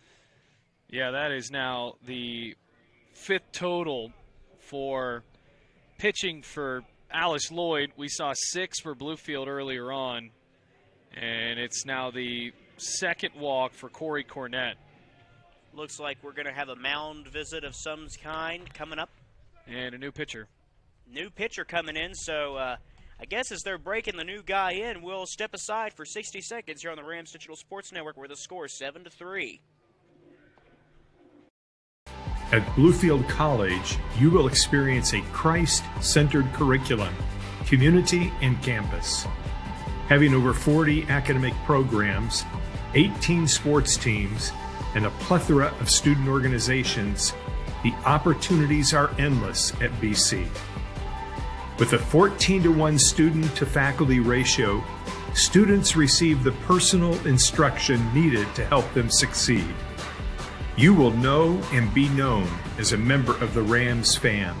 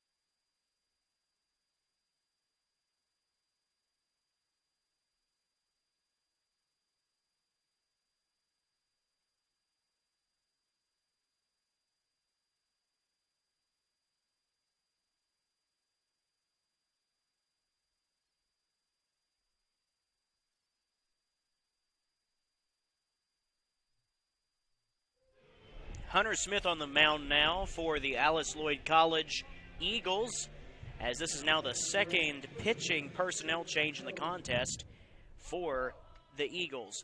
As now we've got a new batter coming up in Taylor Moe. Wisner on first after a walk. Here's a pitch. That one's going to be sailing low for ball 1. And it's possible that Alice Lloyd wanted a lefty here in a lefty-lefty matchup, a little bit more favorable against Moe, who was already 0 for 1. Here's the next pitch, outside still for ball 2. Trying to make those corner plays, but that's a hit and miss. And they've been pecking around the zone all day.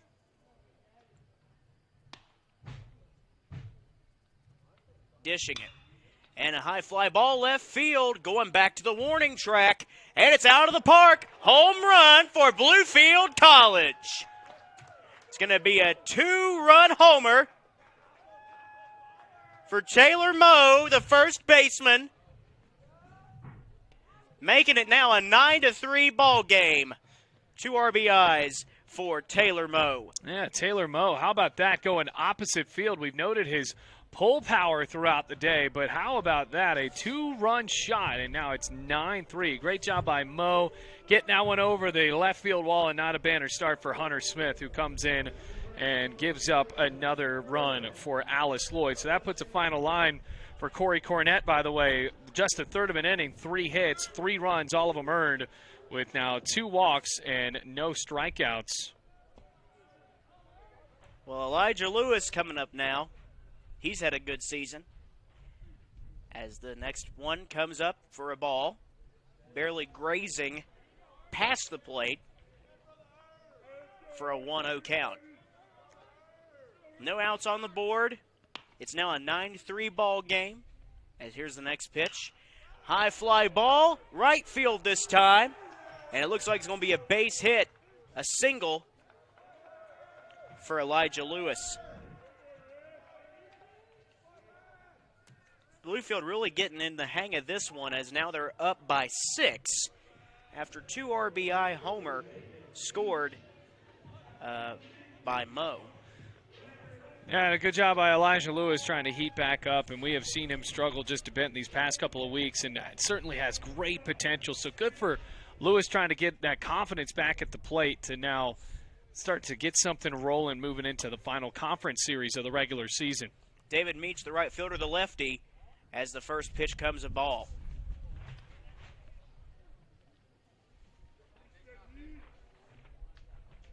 A lefty-lefty matchup here, 1-0.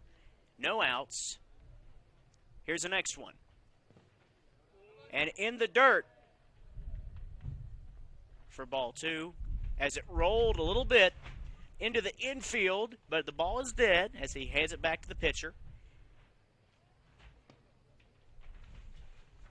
9-3, Bluefield College in the lead by 6. Alice Lloyd at the mound. Next pitch. A grounder to first. And he's going to get him in time. Pitcher gets him out at... No. No? Yeah, good job there by Meech, legging him out down the first base line, Ethan, and Smith just couldn't get there in time. That was a close call there. Well, with that, good run, safe at first base. On that very close call, the pitcher almost had to get up on him. Now we got a runner on first and second. Yeah, it looked like Smith wanted to tag him out, and that would have been his argument if he would have gotten Meech out, would have been on the tag. And I think that's what Alice Lloyd is trying to argue here, is that the tag was laid down, and they want to talk about it.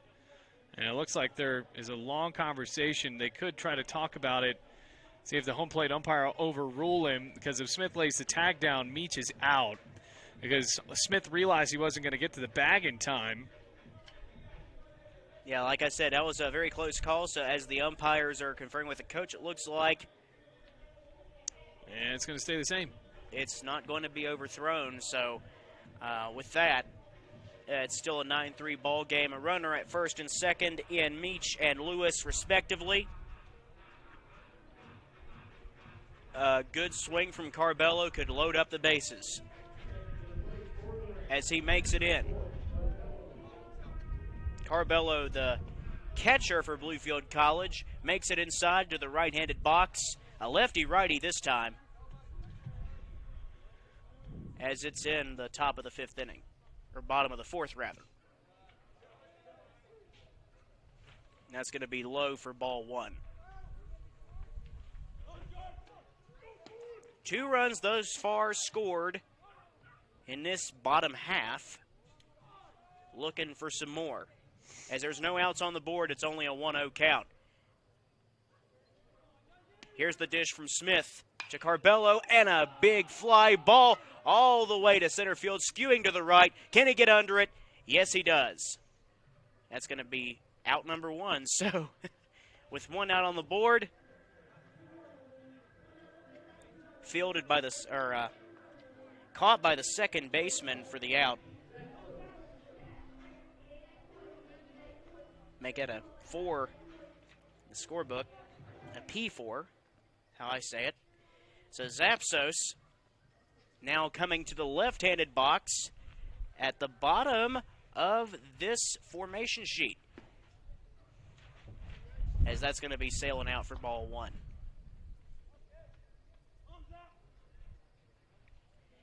Last time we had a little bit of an overflow here in our scorebook as we went all the way through, as that is to the backstop for the first strike on a foul. Yeah, the Rams sent 10 batters to the plate there in the 3rd inning, and you can see it on the scoreboard. They've already had scored 6, so for Bluefield College, after falling down 2-0, have outscored Alice Lloyd in that time 9-1. Smith deals, and it's going to be to the 3rd baseline, but foul. Down on the count, 1-2, 1 out on the board after a P4. Made by the second baseman to catch him out. And that was for Carbello. Runner at first and second in Meech and Lewis. Zapsos is at the left-handed box, a lefty-lefty. Smith looks, throws, and a grounder to second base. It's going to go rolling to the outfield, and a run is going to score right here. So Elijah Lewis coming in to make it a 10-3 ball game. And there's still a runner at first and second, as it's a base hit, an RBI base hit for Zapsos. And Meech goes to second base. Well, the Rams, other than that home run from Taylor Moe, everything has been done in a single. So that's 9 singles in the ball game for Bluefield College, and yet another RBI single of that variety. That's been the story of Bluefield College's year, just kind of dinking and dunking for runs and already putting up a 10 spot in this ball game. As that one is too low for ball one, but you're right, Bailey. Like this, they like to keep things simple as possible, and the singles, simple base hits like that can really rack up points on the board and runs for that matter. 10-3 as a swing and a miss for ball or strike one.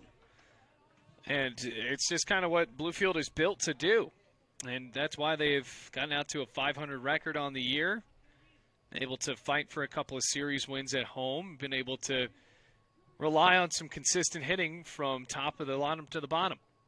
And the next pitch goes to a strike, grazing across the corner of the plate, down in the count for 1-2. Bluefield having a pretty good stride here at the bottom of the third, scoring 6 runs and 3 runs in the bottom of the fourth, where we are at right now as Smith deals grounder between first and second, and here that's an out, and that's going to be yet another out. So after a good double play from second to first, that does it. We'll be back for the top of the 5th inning up next here on the Rams Digital Sports Network in 60, where the score is 10-3 for your Bluefield College Rams. At Bluefield College, you will experience a Christ-centered curriculum, community, and campus. Having over 40 academic programs, 18 sports teams, and a plethora of student organizations, the opportunities are endless at BC.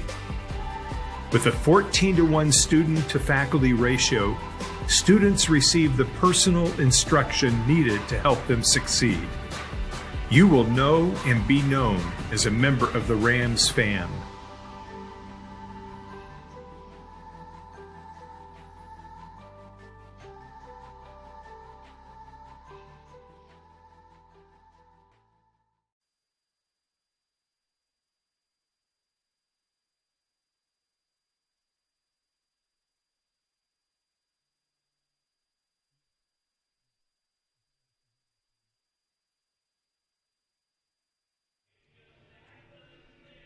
Well, here we go for the top of the 5th inning, where Alex White is going to start things off. He's a second baseman, as now it's the time for an answer from Alice Lloyd College.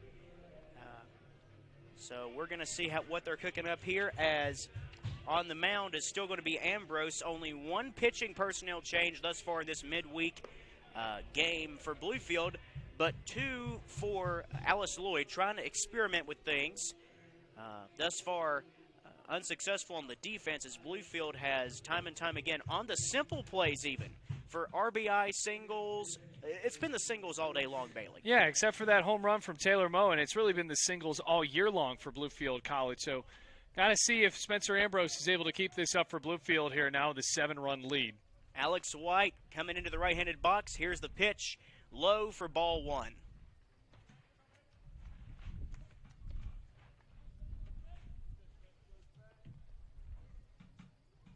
Bases are empty as it's early on in the 5th inning. Next dish, and that's going to be a low for ball 2 as well. Almost to the batter's shins. 2-0, no outs, nobody on. Next pitch.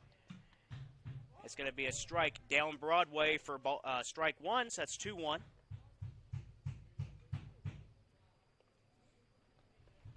10-3 Bluefield leads as they're on the mound. Here's the dish. That's going to be inside for ball 3. So 3-1 up in the count. One more could make this a walk. Here's the pitch. And outside, base on balls for Alex White. Well, the Rams, now that is the 7th walk of the day for Downs and now Ambrose combining. It's the first one for Ambrose, to be fair, but lots of walks today. And it's still pretty interesting that, well, Bluefield College's pitchers have done a good job in keeping them on the base paths. Logan Gibbs, designated hitter, up now to bat for Alice Lloyd, staying in the right-handed box. Here's the pitch. Inside, ball one from Ambrose. Nearing the 4 o'clock hour here on this beautiful day. Wind hasn't been too much of a problem today. It's a nice, good, sunny day for some baseball. And Ambrose looks and throws. Swing and a miss for strike one.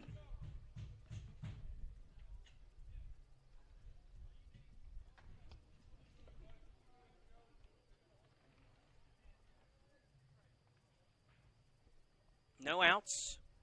Got a runner on first. Here's the 1-1. Swing and a miss again for strike two.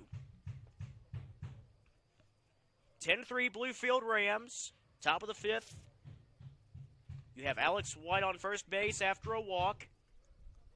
Here's the next one from Ambrose. Foul tip to the backstop. Making it still a 1-2 count.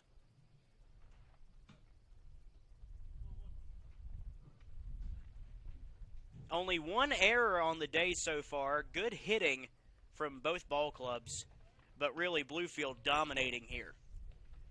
As Ambrose dishes another one. And that's going to be a foul ball past first base line. Count is still 1-2. Yeah, and the Rams have done a good job here at home in these midweek games to really pulverize opposing pitching. I can't really think of a midweek game the Rams have really struggled since Bluefield State. And that's going to be a swing and a miss. Strike three. Mark out a K in your book for Logan Gibbs. That's going to be one out on the board. And I notice over here, Bailey, a lot of action going on in the bullpen for Alice Lloyd. Yeah, it certainly is. And you got to think about they've already had 3 pitchers come in, and the third one in Hunter Smith, the first batter he throws to, Taylor Moe goes yard on him. So we're going to see a lot of the Eagle staff today. As that one's a high fly ball to the center. Will he get under it? Yes, he will, as Cobb making the play for the second out. We only have a runner on first in Alex White, and that was, of course, runner on first on a base on balls, so not a base hit. No base hits as of yet in this 5th inning. Of course, we're only 3 deep when it comes to the batters. Ison on deck, along with Hofsis, as Crisp is up in the right-handed box. Ambrose dishes. It's going to be down Broadway for strike one. 2 outs. Down in the count slightly, 0-1. Runner on first. It's top of the 5th inning. 10-3 Rams as that one's outside. Ball one.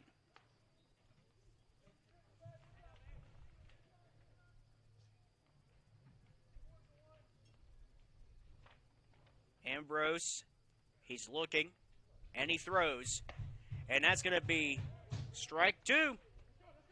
A swing and a miss. 2 outs, 1-2. Down in the count still. Here's the 1-2 from Ambrose. And a grounder up to second base. Throws to first, and that's going to be an out. So with that, the third out on the board. Just a great, great way to end this one. So we'll be back in 60 for the bottom of the 5th inning, where the score 10-3 Rams here on the Rams Digital Sports Network. At Bluefield College, you will experience a Christ-centered curriculum, community, and campus. Having over 40 academic programs, 18 sports teams, and a plethora of student organizations, the opportunities are endless at BC. With a 14-to-1 student-to-faculty ratio, students receive the personal instruction needed to help them succeed. You will know and be known as a member of the Rams fam.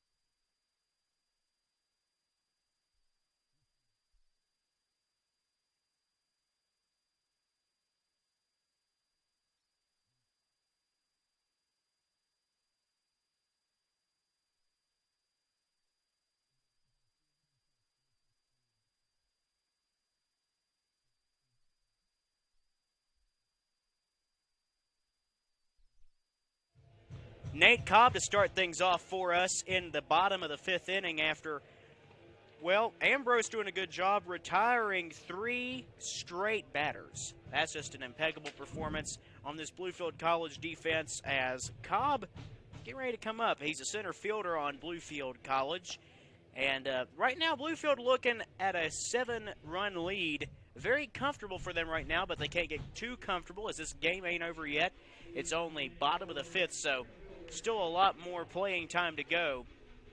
Looks like a new pitcher might be coming in for Ambrose, or not Ambrose, but for Smith. I'm not sure. It is. It's Peyton Branham now on the mound. Peyton Branham coming up on the mound after, that is now the 4th pitcher of the afternoon for Alice Lloyd. Branham breaking in the first pitch. Here it is. And it's going to be a foul ball off the third base line. It's going to be 0-1.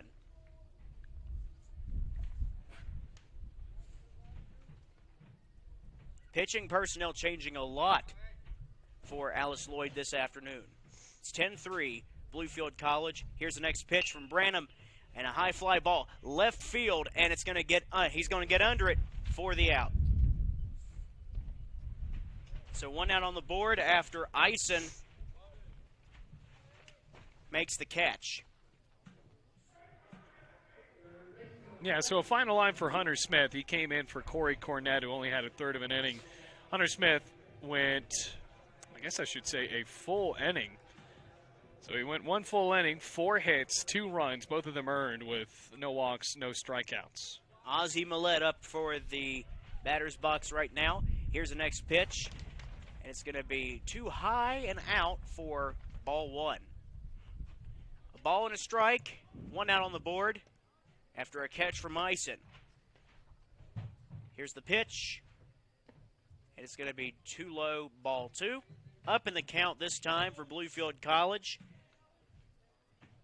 Ozzie Millette up to the batter's box. Branham dishes. And that's going to be another ball. It's a 3-0. Potentially a base on balls here for Branham. Now it's going to be a grounder between first and second. Second throw into first, and that's going to be an out. A bit odd there on a 3-0. And that was actually, it looked like Mejia as opposed to Ozzie Millette. So Mejia is going to come in potentially as a third baseman. So making that a correction there. So on the 4-3 for Mejia, we now go to Clay Wisner, who has ran twice this afternoon. After what appears to be that one was confusing because it was like popped up, but that's a ball 1. Very high, very, very high. 2 outs on the board, 1-0. 10-3 Rams for the bottom of the 5th inning after a scoreless frame from the Eagles. That was going to be low for ball 2. Straight balls here from Branham so far that we can tell on these couple of batters. Here's the next one from Branham. High fly ball, center field, and a base hit is going to be awarded for Wisner. So on the single, he's now aboard first base, the only man aboard right now. On, like I said, Bailey, a single. The little plays really, really make a big difference here. Yeah, it's interesting, really. I mean, 11 hits, and you would think that there would be at least 2 or 3 extra base hits, but there's only 1 on the day, and that was a home run from Mo. Only 1 error, clean ball game today. One of the cleanest I've seen all season long, as Mo's up now, with that being outside for ball 1. In the left-handed batter's box for Mo, as Branham looks and throws. It's going to be a foul ball, and that went into the stands, but nobody there to catch it. For 1-1, 2 outs, 10-3, Rams in the lead by 7. Bottom of the 5th inning. Here's the dish from Branham. And it's going to be a tipped foul. And that's going to be 1 ball, 2 strikes, 2 outs on the board. 1 more strike. And down to the final strike here for the 5th inning, potentially.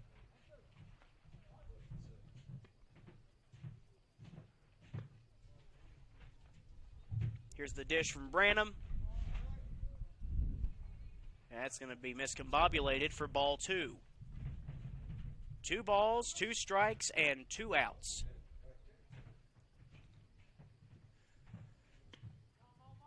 Bottom of the 5th inning, 10-3 Rams leading the Eagles. As the Eagles are up on the mound right now as Rocky Maldonado was passing by. As that one was ball 3, making this a full count big time. 3 balls, 2 strikes, and 2 outs. Anything can happen here as we got a man aboard first in Wisner. Mo still up to the batter's box in the lefty.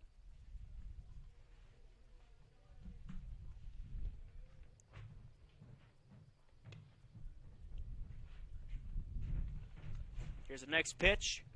That's going to be high for ball 4. So taking the base, that means right now Wisner on second and Mo at first on a base on balls.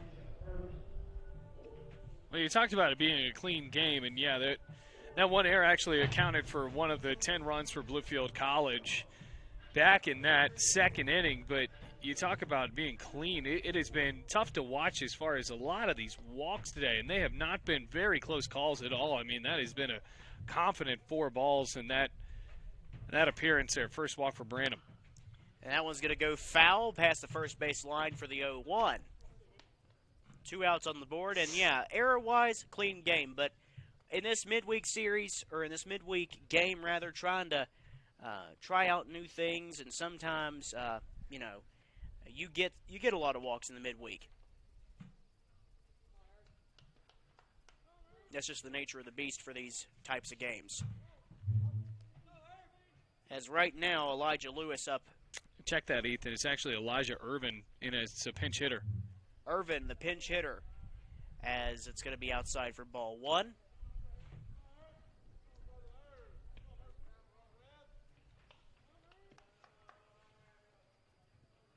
Man aboard first and second in Wisner and Millette, respectively. Or, excuse me, Mo and Wisner. And a high fly ball skewing to the left. Back to the warning track, and it's going to be caught for the 3rd out. So with that, still a 10-3 ball game. We'll be back for the top of the 6th inning right here on the Rams Digital Sports Network, where the score is 10-3. At Bluefield College, you will experience a Christ-centered curriculum, community, and campus. Having over 40 academic programs, 18 sports teams, and a plethora of student organizations, the opportunities are endless at BC. With a 14-to-1 student-to-faculty ratio, students receive the personal instruction needed to help them succeed. You will know and be known as a member of the Rams fan.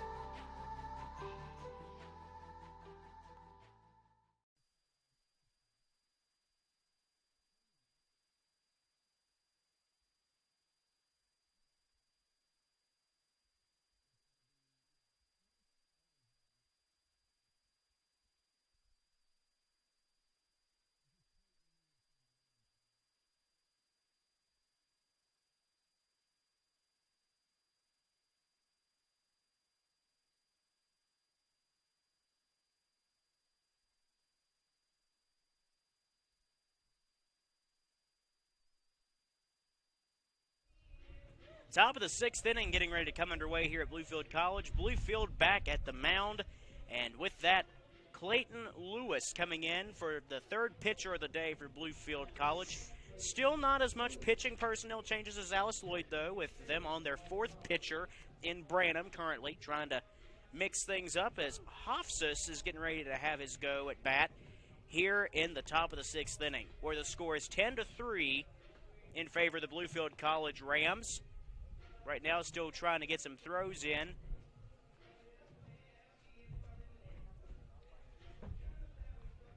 And I'm just waiting to see what this next inning is going to bring for either team, as we had 2 scoreless frames in the 5th inning. Just, a lot of aggression in the defense. Yeah, good job on the pitching end. And speaking of that, Spencer Ambrose finishing out 2 innings, only gave up 1 run on 3 hits with 2 walks. Excuse me, just 1 walk and 2 strikeouts. So Hofstas with the ball dancing to get away from it. Ball 1. 1 ball, no strikes, 0 outs on the board. Here's the next one. Swing and a miss, strike 1.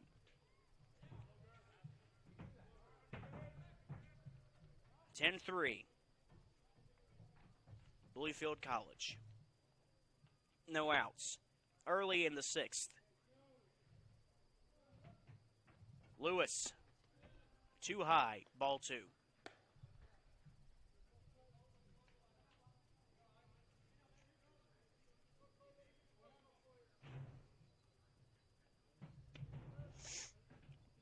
As they're getting set, Lewis for the 2-1. Inside for ball 3.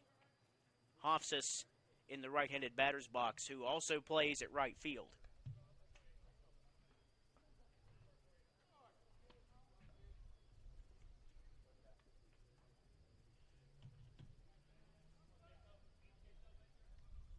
Here's the next one, and a grounder past second base. He throws to first, and it's going to be in time for the out. Great play there by Zapsos, though. A diving grab, able to get up and rifle it over to first base. What a play for Zapsos, saving an out. So with that, Zapsos throwing to Mo on the 6-3. Brings it back to the top of the order with T.J. Mullins. You'll look at it now. Mejia playing at third base for Bluefield. Ethan saw him bat, so a slight defensive change there. And that one's going to be foul tipped. No balls, 1 strike, 1 out. As, Bailey has said, we now have a substitution in there. Mejia playing for, I believe it is Ozzie Millette. Mullins. It's going to be a 1-1 and 1 out.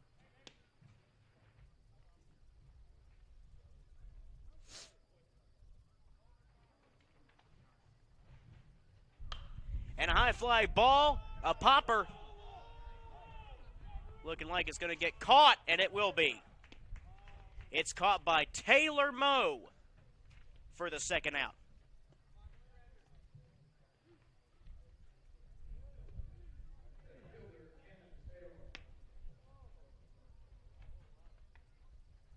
(10-3) Bluefield, 2 outs. Good defense trying to keep them off of the base paths. As T.J. Mullins still up. It's top of the 6th inning. Here's the dish.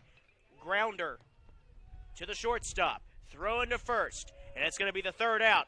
So with Farrell getting out and Mullins getting out, that was a 1-2-3 inning. So we'll be back for the bottom of the 6th here in 60. It's 10-3 Rams on the Rams Digital Sports Network. At Bluefield College, you will experience a Christ-centered curriculum, community, and campus. Having over 40 academic programs, 18 sports teams, and a plethora of student organizations, the opportunities are endless at BC.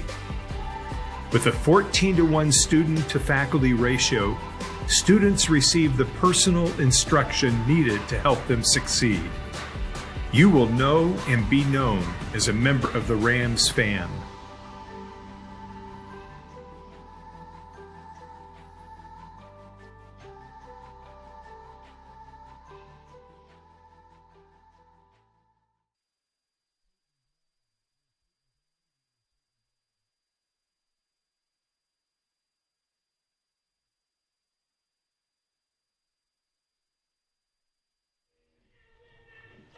Well, guess what, Bluefield College fans? Now Alice Lloyd College having their 5th pitcher in for the day. First off, you had I believe, well, I have these names scratched off here, so it's hard to see now. Well, I'll pick it up for you, Ethan. Jake Moran, Corey Cornett, Hunter Smith, Peyton Branham, and a new man in. Yeah, Peyton Brown, number 22.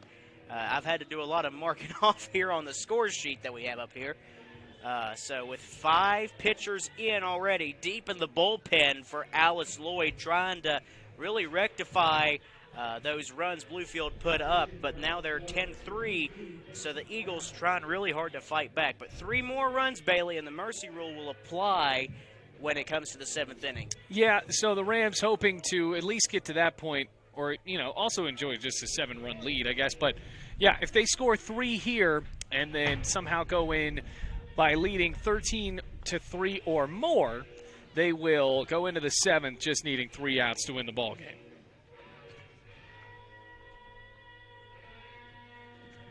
So as Peyton Brown is getting adjusted, 2 Peyton B's actually on the team, where Peyton Branham pitched before. It's now Peyton Brown, number 22. And now coming up first is David Meech.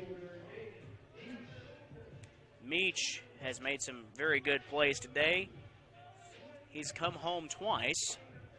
Let's see what we can do here. So Meech at the bottom of the 2nd inning, the right fielder in the left-handed box. We have, I think, a lefty-lefty matchup going on here, or a righty-lefty, for that matter, as that one goes outside for strike 1.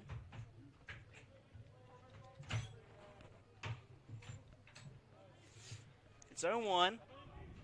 No outs on the board. It's bottom of the 6th inning, and it's 10-3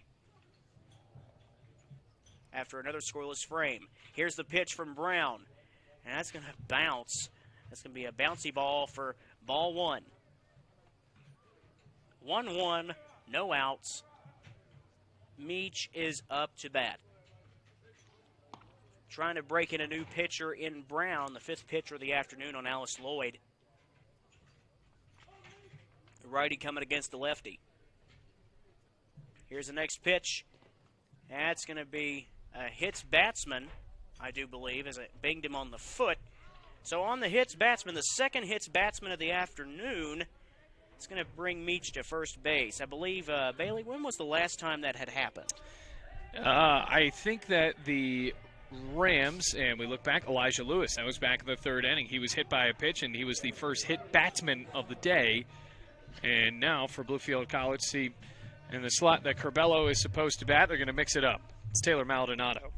Maldonado is now going to be, you've seen him run a little bit in this contest for Corbello, the catcher. So let's see what Maldonado is going to do here for Bluefield College. Here's the dish. Too high, ball 1.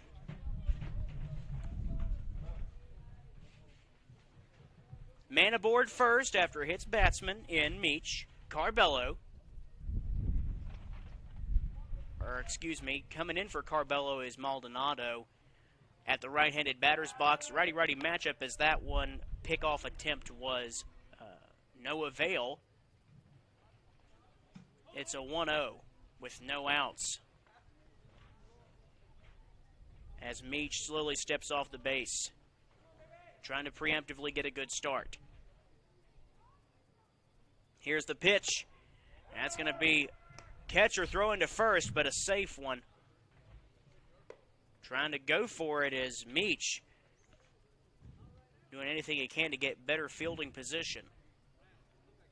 As Maldonado is still up in the right-handed batter's box for ball 2. It's 2-0 and no outs. 10-3 Rams. Here's the dish. Right down Broadway, strike 1. 2-1. No outs. It's bottom of the 6th inning here at Bowen Field. Glad you all could join us on the Rams Digital Sports Network. A beautiful afternoon for baseball. The season closer at home for Bluefield College as another pickoff attempt failed on the part. It seems like Meech trying to still get in rhythm there just for a just-in-case scenario. Maldonado gets ready. In stance. Brown deals. And it's going to be a swing and a miss, evening up the count, 2-2.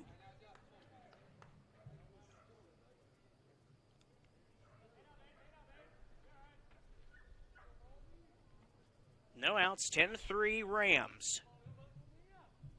No runs have scored since the bottom of the fourth inning. Next pitch, outside, way, way outside for ball 3, bringing it to a full count. That one actually went into the left-handed batter's box, Bailey. Yeah, it's been a classic case of some midweek pitching in this ball game. Midweek, you're going to see a lot of that occurring as they're trying out some new pitching and some new pitchers as they've went through 5 today. And with that, it's going to be a walk as it was outside. So on ball 4, advancing a base, we got Meech going to second and Maldonado on the base on balls going to first. So far, no base hits in this bottom of the 6th inning.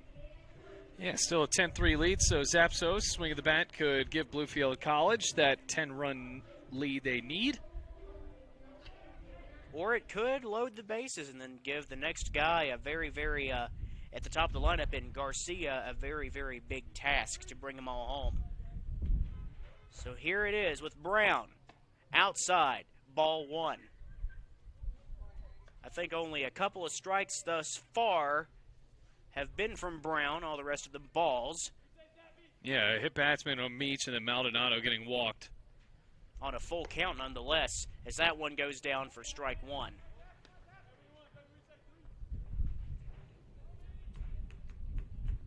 No outs, 1-1, 10-3, Bluefield College in the lead, and it's been that way since the 4th inning. As that one's going to bounce back. Oh, and hitting the roof of this dugout over here, or this press box rather, that we're in right now.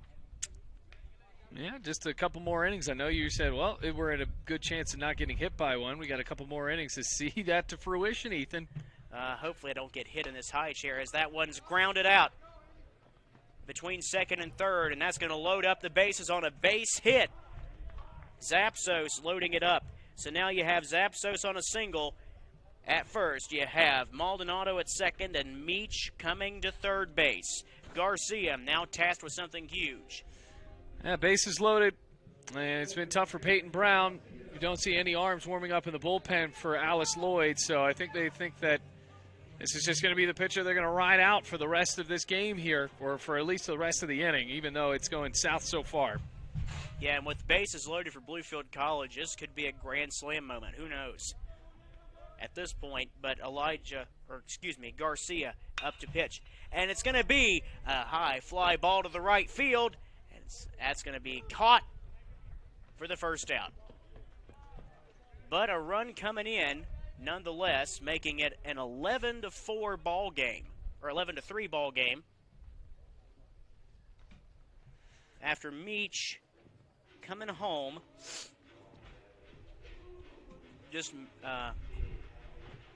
we now have runners at first and third. Maldonado at third and Zapsos staying at first base. Nate Cobb coming up. After an F9, got Garcia out. A pickoff attempt, no avail, no good, and it's going to be still one out on the board, 11-3 Rams. Rams so far having 12 hits as opposed to the Eagles' 5. Another base hit could really, really benefit here, as another pickoff attempt is no good. Well, Bailey, only 2 more runs before the 10-run limit is there. Yeah, see if the Rams are able to get there. They've put some good contact on a few pitches they've been able to see through. As that ball is high for ball 1. For Cobb, as finally it gets to the batter's box after a couple of plays trying to pick the runner on first out in Zapsos. That's going to be outside ball 2.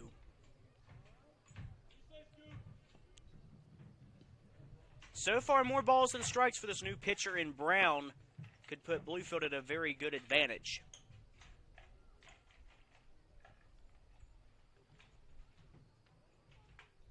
Here's the 2-0 from Brown. And a grounder past first base, going into the outfield. Another run scores for Maldonado. And now you got a runner at first and second. Zapsos moving up to second. And Cobb moving up to first on a base hit. Actually, they're going to call that an error. It looked like it should have been played by Cornett and Ethan. They just flashed up the error on the board. So Cobb is going to fall to 2 for 5 on the day. But that was still going to be a tough play deep in the gap for Cornett at second, and it rolled right through him. So the second error of the afternoon, both belonging to the Alice Lloyd Eagles, is the next batter coming up in the dirt for ball 1. And Millette is going to, or excuse me, that's Mejia up to bat. In for Mejia today. 1-0 the count. Runner at first and second. Man aboard both places. 1 out on the board. Here's the 1-0. Swing and a miss. Strike 1. It looked like Ellie took a pretty heavy cut there. Bottom of the 6th. Mejia up to bat after Cobb getting on with an error. Here's the next one. And that's going to bounce in the dirt. Once again, ball 2 up in the count. Yeah, now we've seen another mound visit. Yet another mound visit. Will this make the perhaps maybe the 6th pitcher? No, well, they don't have anybody warming up. So I unless they're going to go internally here, Peyton Brown is going to stay in the ball game. There is nobody warming up in the bullpen right now for Alice Lloyd. So I don't think the Rams and Ellie Mejia, who has a 2-1 count on him, have to really worry about a new pitcher just yet. Now it looks like they got one guy starting to get up and warming. But, yeah, like we said, how this inning has started out so rocky for the Eagles. They have yet to get a guy up and throwing, and now they're going to start to. Looks like number 7 is warming up in the bullpen.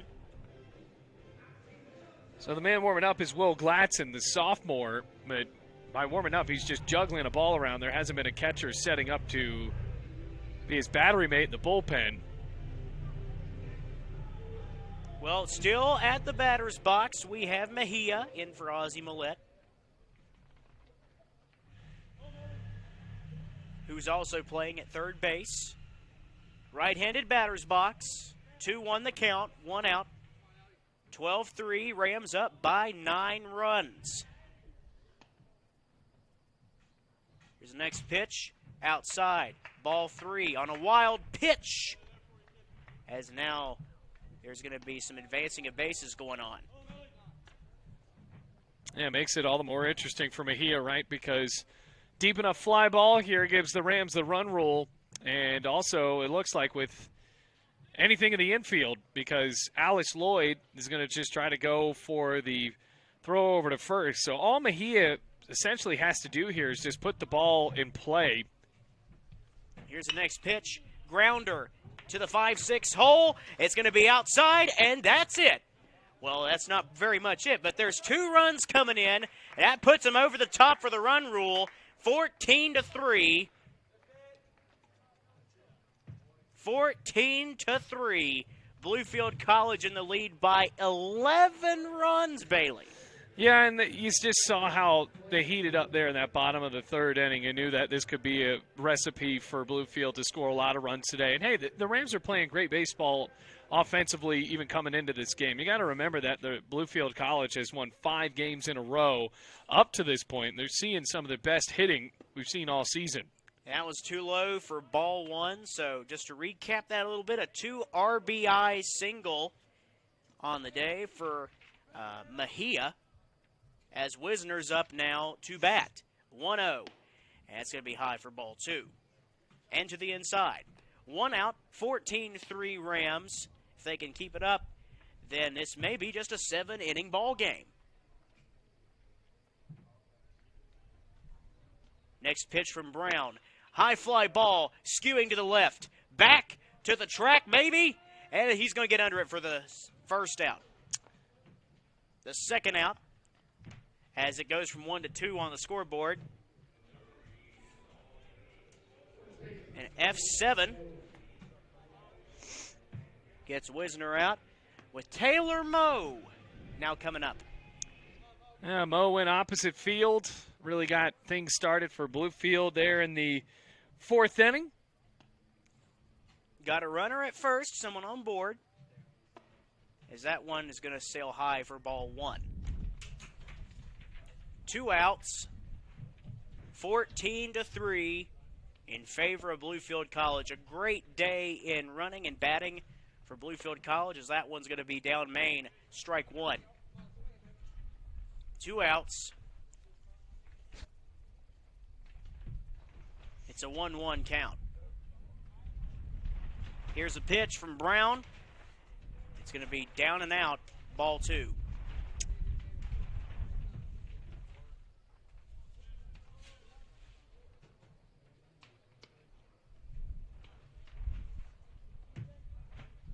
Two outs, bottom of the 6th. Brown for the 2-1, and 2-2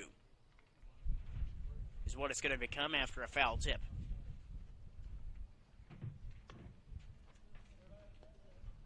2-2-2 all the way around as 2 balls, 2 strikes, and 2 outs. 14-3 Rams. And it's bottom of the 6th inning where they've scored 4 runs so far, 2 of them off the RBI single of the man on first.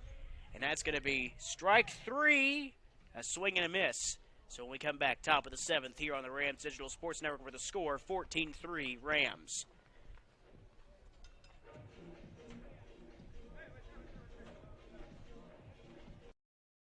At Bluefield College, you will experience a Christ-centered curriculum, community, and campus. Having over 40 academic programs, 18 sports teams, and a plethora of student organizations, the opportunities are endless at BC. With a 14-to-1 student-to-faculty ratio, students receive the personal instruction needed to help them succeed. You will know and be known as a member of the Rams fam.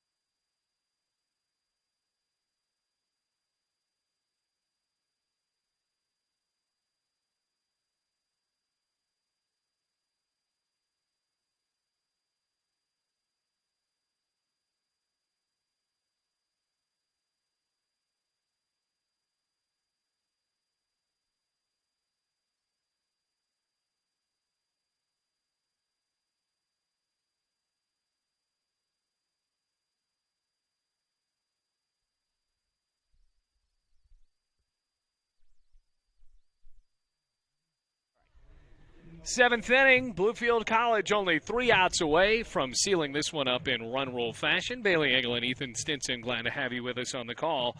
Dalton Cornett leading off for the Eagles. They trail by 11 as Dalton Cornett is 1 for 3 on the day with an RBI. First pitch from Lewis is inside to the lefty, 1 ball and no strikes. So Mejia still is at third base, Maldonado the catcher. Those are the big defensive changes we have seen in this ball game. 1-0. Zooms in on the outside corner from the lefty. And the count evens up at 1-1. So ball and a strike, no outs. We'll see Cornett, Jarvis, and White as Bluefield College is 3 outs away from its 6th victory. Breaking ball over the head and bounces all the way to the backstop.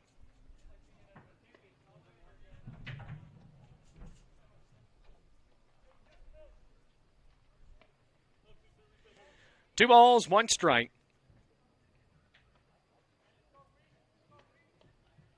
Comes the 2-1. Ripped down the right field line and foul into the City Park parking lot. So it evens up the count at 2-2. Bluefield College 22-20. Final home game of the season here at Bowen Field. Rams trying to improve to 23-20 on the year. One last conference series Out at 2-2. Lewis looks, kicks, and fires. Breaking ball high again. Making Lewis make it Cornett duck.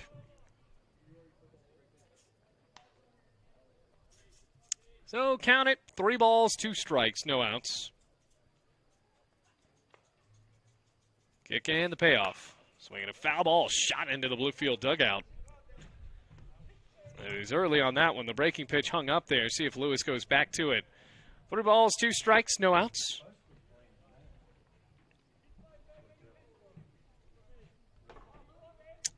Rams with a potential run roll here, up by 11.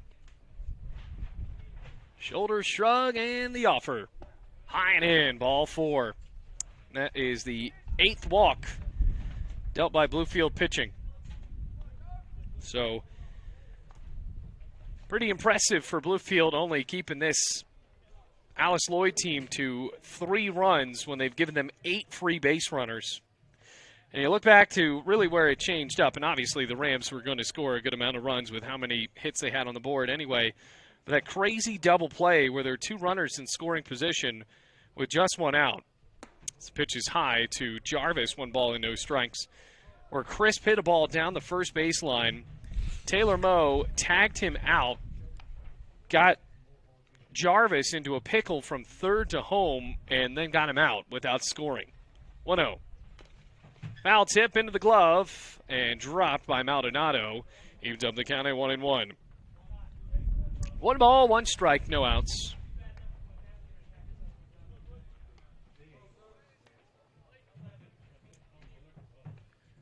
Jarvis 0 for 2 on the day with a walk. Ball and a strike. Lewis with the ball in his black glove checks on first and fires home. And it's high. 2 balls, 1 strike. 11-run lead for the Rams here in the 7th inning. Trying to substitute stretch time with end time. 2-1. High for ball 3. This has been a midweek game, that's for sure.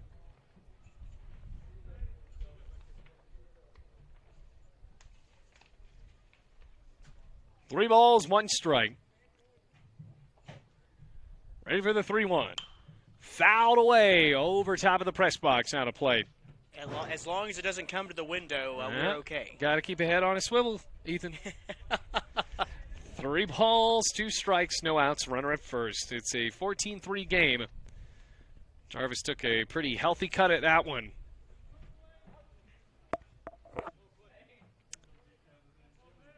Coming a runner at first, and Lewis fires away. Swinging a ground ball, slow roller left side, stab by Zapsos, no throw. Everyone's safe. So Cornett moves over to second. See if they score that as an error. Likely could be, and it will be. So Jarvis on with an E6. Likely was going to be a fielder's choice anyway for Jarvis. So Alex White is at the plate. And they're going to bring in a pinch runner for Jarvis.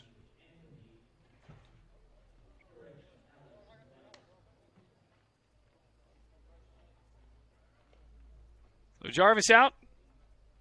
Go ahead and switch that batting helmet. That's not. Anyway. Colton Cross on to first.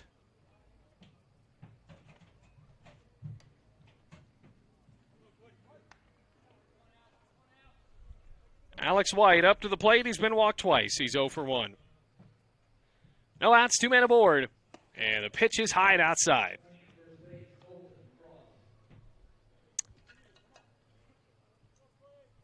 (14-3) the score. Rams 3 outs away. If they are able to keep at least 1 runner on the base paths. 1-0. It's high for ball 2. And Lewis has missed the zone good amount of times here on a few of these high pitches. 2 balls, no strikes. Just a little bit lower would be nice. And there it is, a little bit lower. That's letters high. A bit of a, I got plans after this strike zone. And a gift to Lewis. 2 balls, 1 strike. 2 men aboard. Taking a long look at second base. 2-1. That one's high again. 3 balls and 1 strike.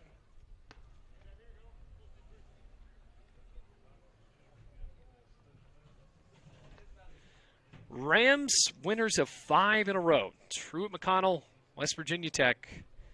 3 wins against KCU. 3-1.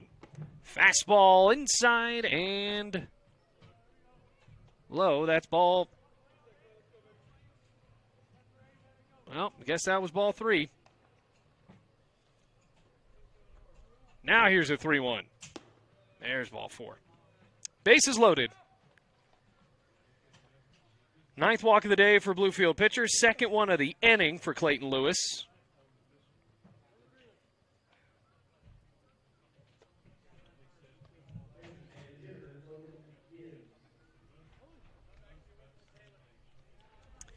Logan Gibbs up to the plate. His team down by 11.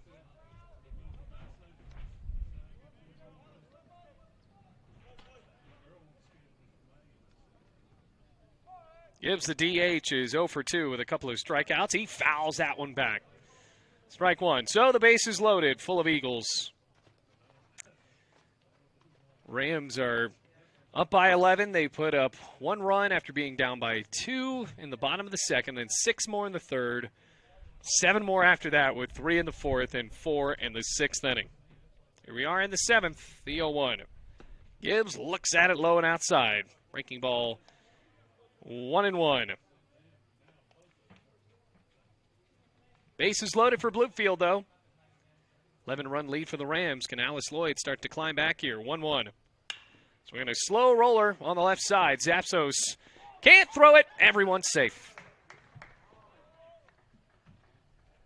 Looked like Zapsos wanted to turn 2 before he even had the ball. And with his 2nd error in the inning, now it's a 10-run ball game.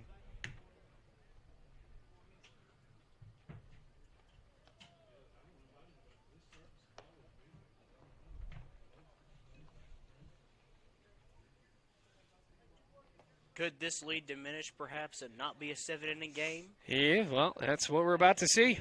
Another run comes in. Rams certainly in a bit of a bind with that in mind now, considering bases loaded, no outs.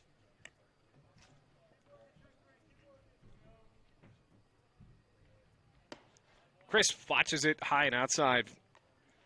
Make that a new man in, no longer Crisp. That is Jacob Lovell batting in the place of the catcher. Lovell with no batting gloves. 1-0. Hit him. And there goes the run rule, at least for finishing it in 3 outs. First 5 men have reached. And that was on a force run home as well. Yep. White over to 3rd. Gibbs to 2nd. Wyatt Crisp, pinch hitter, and Lovell reaches at 1st. It's now 14-5. And Dylan Dodgen comes in the place of Reese Eisen.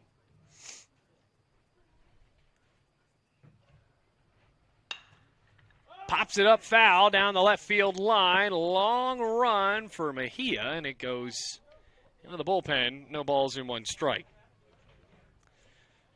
So, inning started off with a walk, then an error, then a walk, then an error, then a hit by pitch. Bases still loaded.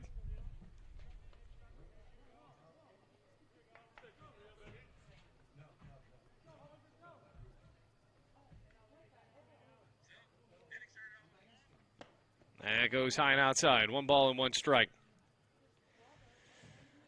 I got to wonder how long Lewis will be given the go-ahead here. And remember, they do have a 9-run lead.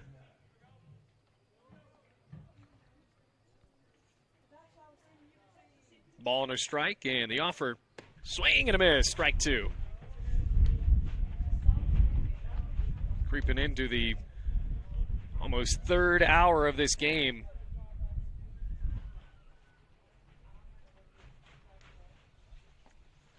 Ball and 2 strikes, no outs. Lewis deals. And it's low. 2 balls, 2 strikes.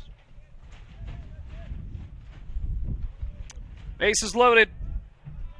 Couple of errors in the inning.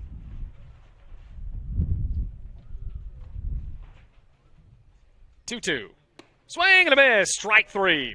That's what Bluefield needs right there, is to get the outs going. Yeah, certainly. First strikeout for Lewis. Bring up a new batter as well for the Eagles.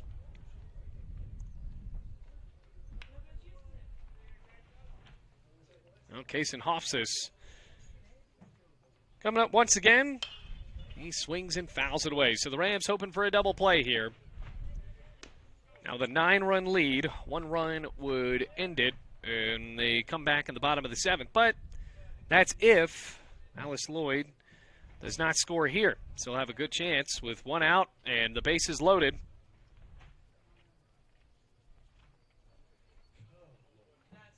Shoulder shrug, 0-1. Fastball right down Broadway, strike 2. No balls and 2 strikes. So a knee-high strike.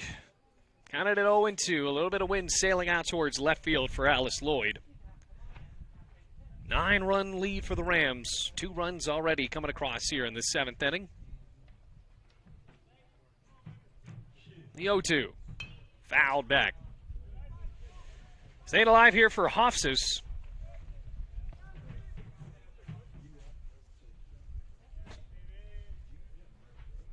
No balls, 2 strikes, 1 out.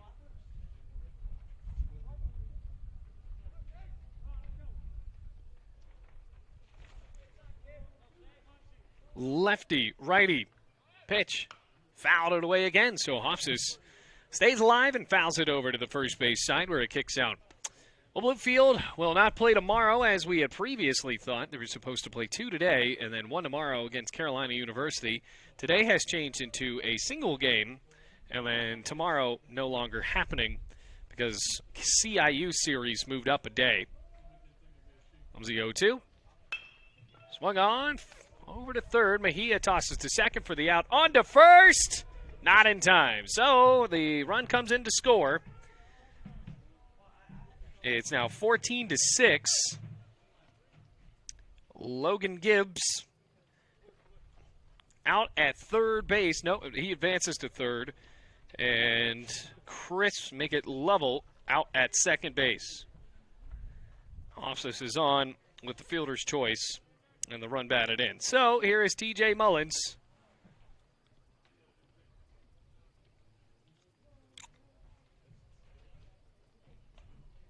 Three runs on Lewis here. Pitch. And it's high and outside. 1 ball, no strikes.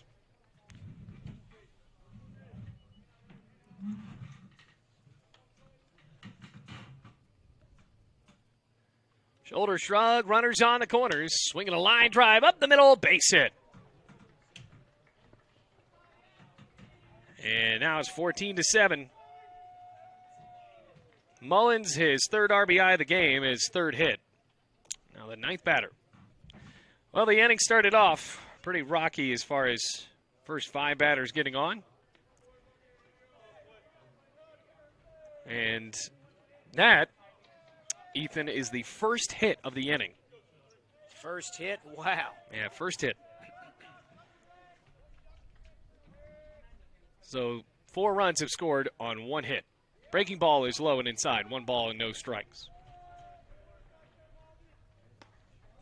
1 ball, no strikes, 2 outs. If Bluefield wants the running rule back, they really have to come back in the bottom half of the 7th inning. Well, you got to think, though, they can't be really thinking about the run rule as much as just leading a game by 7. Comes the 1-0. It's inside and low. 2 balls, no strikes.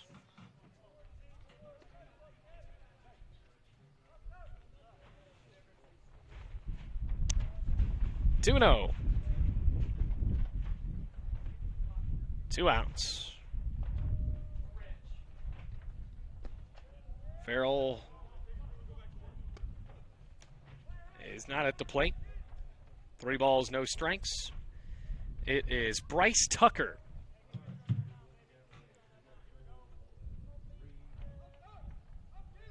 3-0.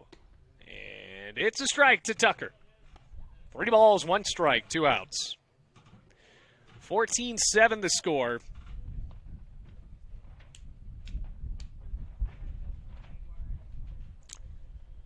Kicking the 3-1. It's high and outside. Ball 4.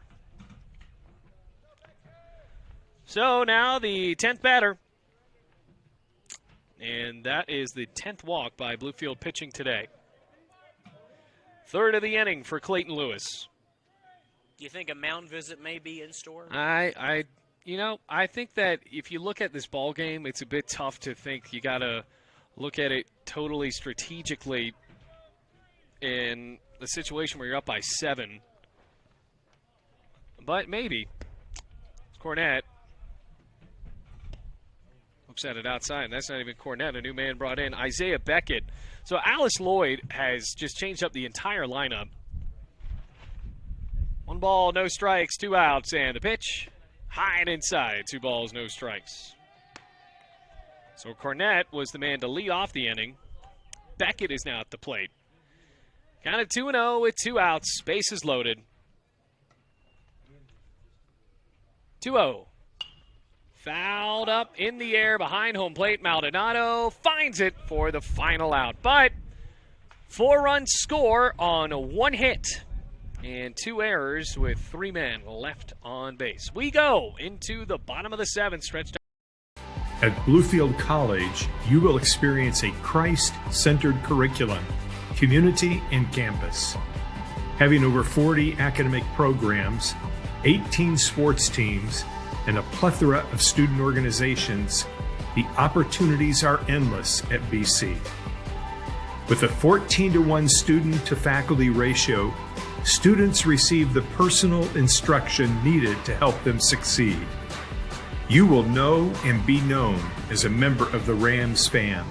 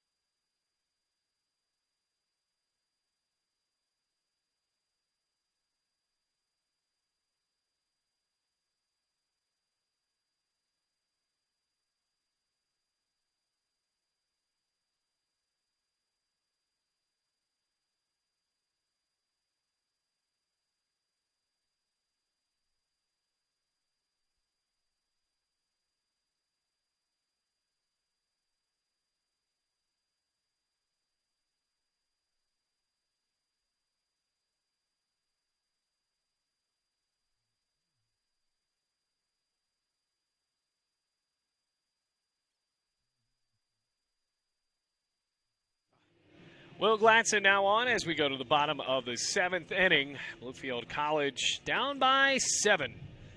Good amount of changes in the infield, it appears, as Alex Lloyd, even down by 7, has resorted to changing up pretty much most of the personnel. We saw Gladson warming up earlier in the bullpen. Colton Cross is now the first baseman. Third baseman is Eric Williams. Second baseman is Beckett. At shortstop, it's going to be the same in Mullins. Meanwhile, for the Rams, leading off, it'll be Elijah Irvin. 6, 7, 8 due up for Bluefield. Meech and Curbelo, or make it Meech and Maldonado, due up next. Bottom of the 7th is 14-7. First pitch to Irvin. He swings and shoots it up the middle, line drive, base hit.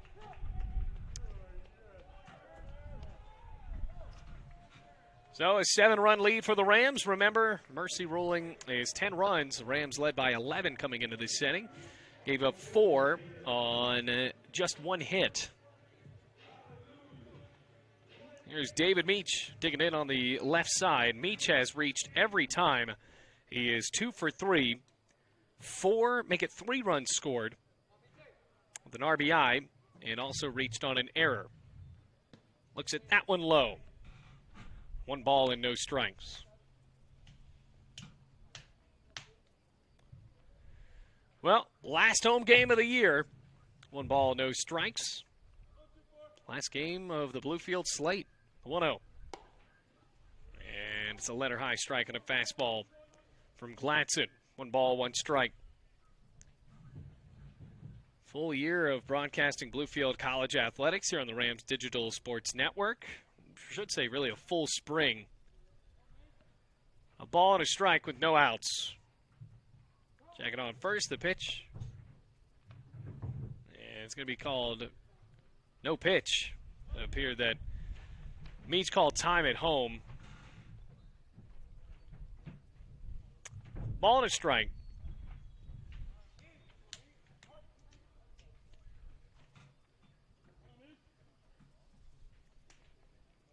One. High fly and a right and drops for a base hit. Around second, Irvin gets the green light, sprinting onto third base. He will get there. So a couple of singles for Bluefield. And David Meech on with his 3rd single. Meanwhile, the errant throw past third allows Meech to advance. So make it another error on the throw. So now for Bluefield College, a couple of men in scoring position for Taylor Maldonado. Maldonado represents the potential game-winning run, game-ending run for Bluefield College. I saw a throwing error in softball one day that was a triple that got a girl home. Yeah, I think it was Claudia Santana had already tripled. And remember how the fences are so small and close to the bag at Graham Rec Park, and they threw her trying out at third too high. It sailed into the stands, and Santana just got to trot home after that. Comes a pitch. Outside and low. 1 ball and no strikes. 2 men in scoring position for Bluefield. Bottom of the 7th.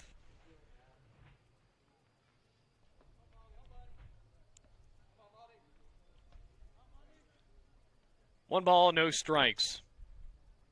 Gladson checks. High kick 1-0. And it hits on the outside corner to even it up in 1-1. Gladson does not have an out to his name as of yet. He is the 6th pitcher, as Ethan said earlier, for this team from Pippas Passes, Kentucky.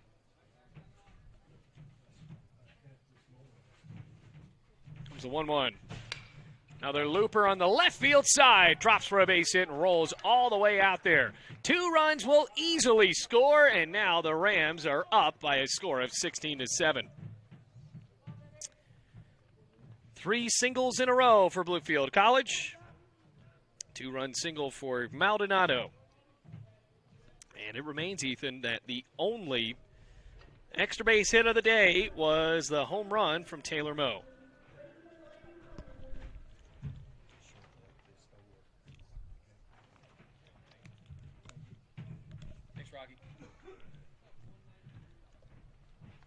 Zapsos, first pitch, fouls it off into the concourse. And oh my goodness, heads up over there. Looks like everybody's okay. I know this is the wrong sport, but 4? Yeah. I just got to keep your heads up. Pay attention no matter where you are. No balls, 1 strike, no outs. Zapsos at the plate. It's low. Maldonado into scoring position, and now the game-ending run is on second. 1 ball and 1 strike. Well, a base hit could end the ball game.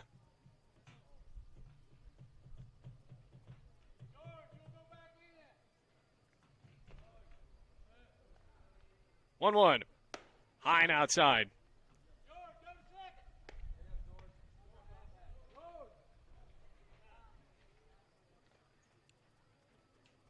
And now George Curbelo is going to come back in. I'm not sure.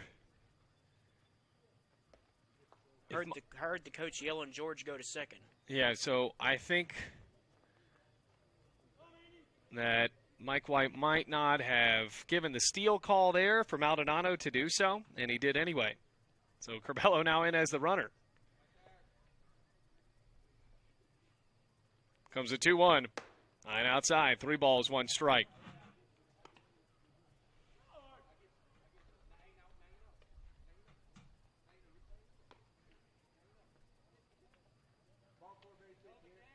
3 balls, 1 strike.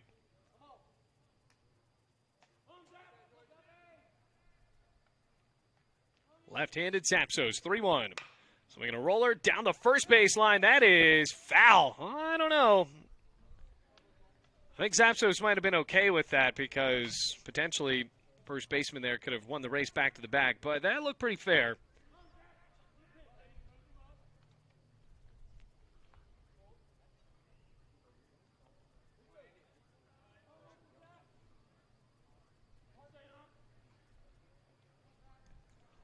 No outs. Runner at second, and Curbelo. Comes a payoff. Swing and a foul tip. Zapsos just got a piece of it. 3 balls, 2 strikes, it stays.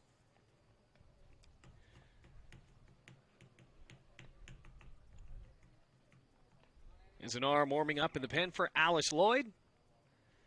It's almost treated as these midweek games are as exhibitions, how they just interchange everyone. Payoff.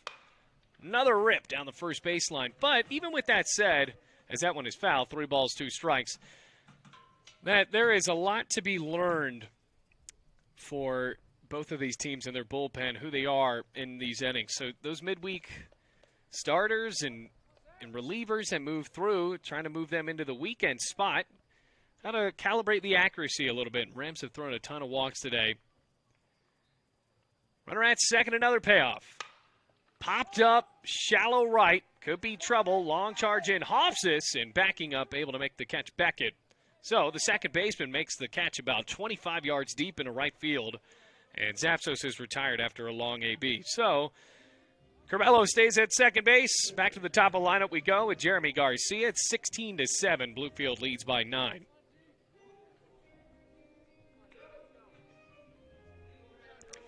Garcia, last time up, drove in a run on a sacrifice fly.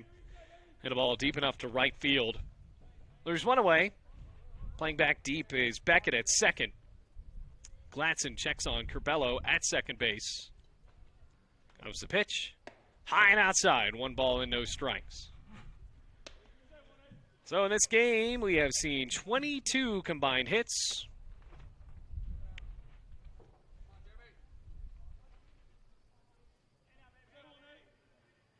$16 walks. That goes low and outside. 4 combined errors. 2 balls, no strikes, and 23 hits, or 23 runs. 2 balls, no strikes, 1 out. 2-0. And a tie, ball 3.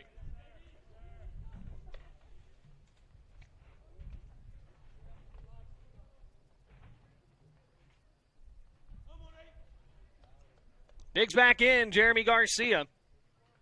Having himself a month. Comes a 3-0. Swing and a foul tip on 3-0.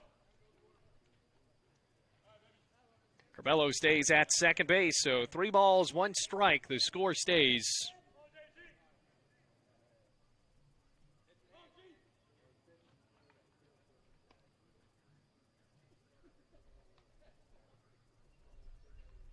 (3-1).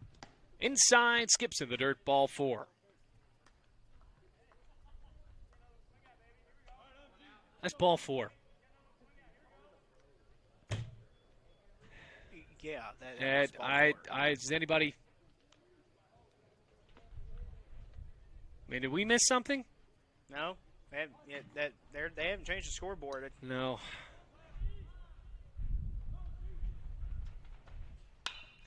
Popped up right side, could be trouble.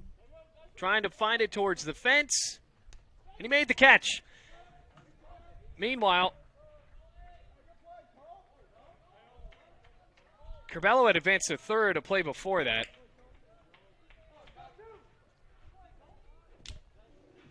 I thought it was going to be ball 5. That's ball 4, yeah. Ball 5, I thought was coming. Oh my goodness! Hey, what a catch made, by the way, at first base. Doesn't the umpire have one of those counters? Maybe we were wrong. We got to look back at that. Colton Cross makes the catch. So now the game-ending run for Nate Cobb sits at third base. Comes the pitch.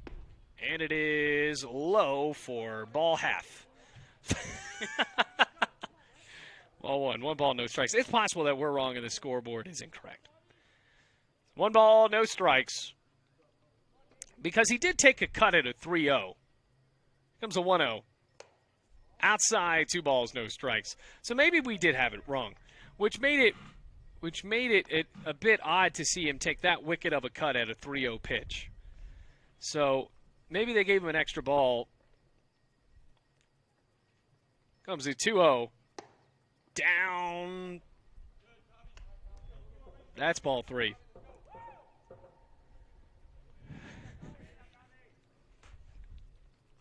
I'm not sure where that one missed at all. 3 balls, no strikes, 2 outs. Comes a 3-0. Yeah, that's obviously a strike. 3 balls and 1 strike with 2 outs. Hits on the outside corner. A batter's count for Nate Cobb.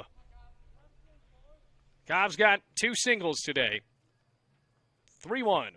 High for ball 4. And here comes Eli Mejia. Big task for Mejia here as the bases are in his advantage. Runners on the corners for Mejia. Yeah, base hit ends the ball game.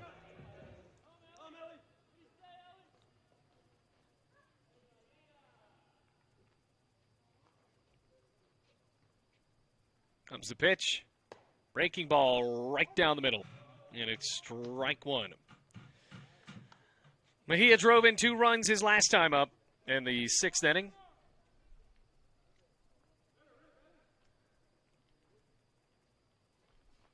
Swings in, bounces that one foul. He's down 0-2. No balls, 2 strikes, 2 outs. Base hit ends the game, but if he strikes him out, we're going to the 8th inning. Yep. No balls, 2 strikes.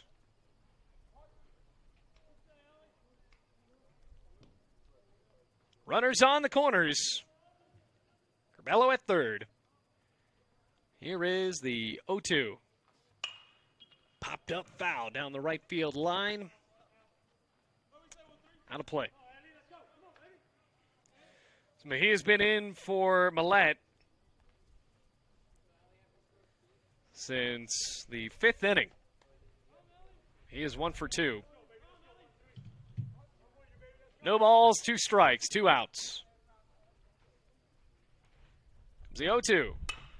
Hit into center field, long run up, and it drops for a base hit, and the ball game is over. Corbello comes home to score 17-7, and Eli Mejia ends it in 7 innings for Bluefield College. So that is it for the Rams. Winners now of 6 in a row, closing out the home slate at Bowen Field with a 17-7 victory against the Alice Lloyd Eagles. Well, Ethan, very important swing for Bluefield College, playing some pretty good baseball. Now moving up against CIU, a very important conference series. Absolutely, Bailey, and just a very, very impeccable job today. I know it was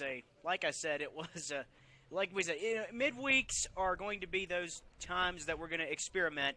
But overall, Bluefield really came back in that 7th inning and persevered through it all. 17 runs, 17 hits, 2 errors. Eagles score 7 runs, 6 hits, and commit 2 errors. So, Rams now 23-20, winners of 6 in a row. Great day for Bluefield College to pick up a victory here in the midweek. And, well, guess that's a goodbye to Bluefield College fans. Thanks for tuning in this year. That is our last game on the Rams Digital Sports Network in the 2020-2021 school year. So, Bailey Engel, Ethan Stinson, special thanks to Jackson Bass, Jessica Street, and all of our interns with the Bluefield College Sports Information Department. Of course, my co-worker and Bob Red saying so long from Bluefield, where the Rams win this one to get their 6th in a row, 17-7. And until next time, take it easy, Rams fans.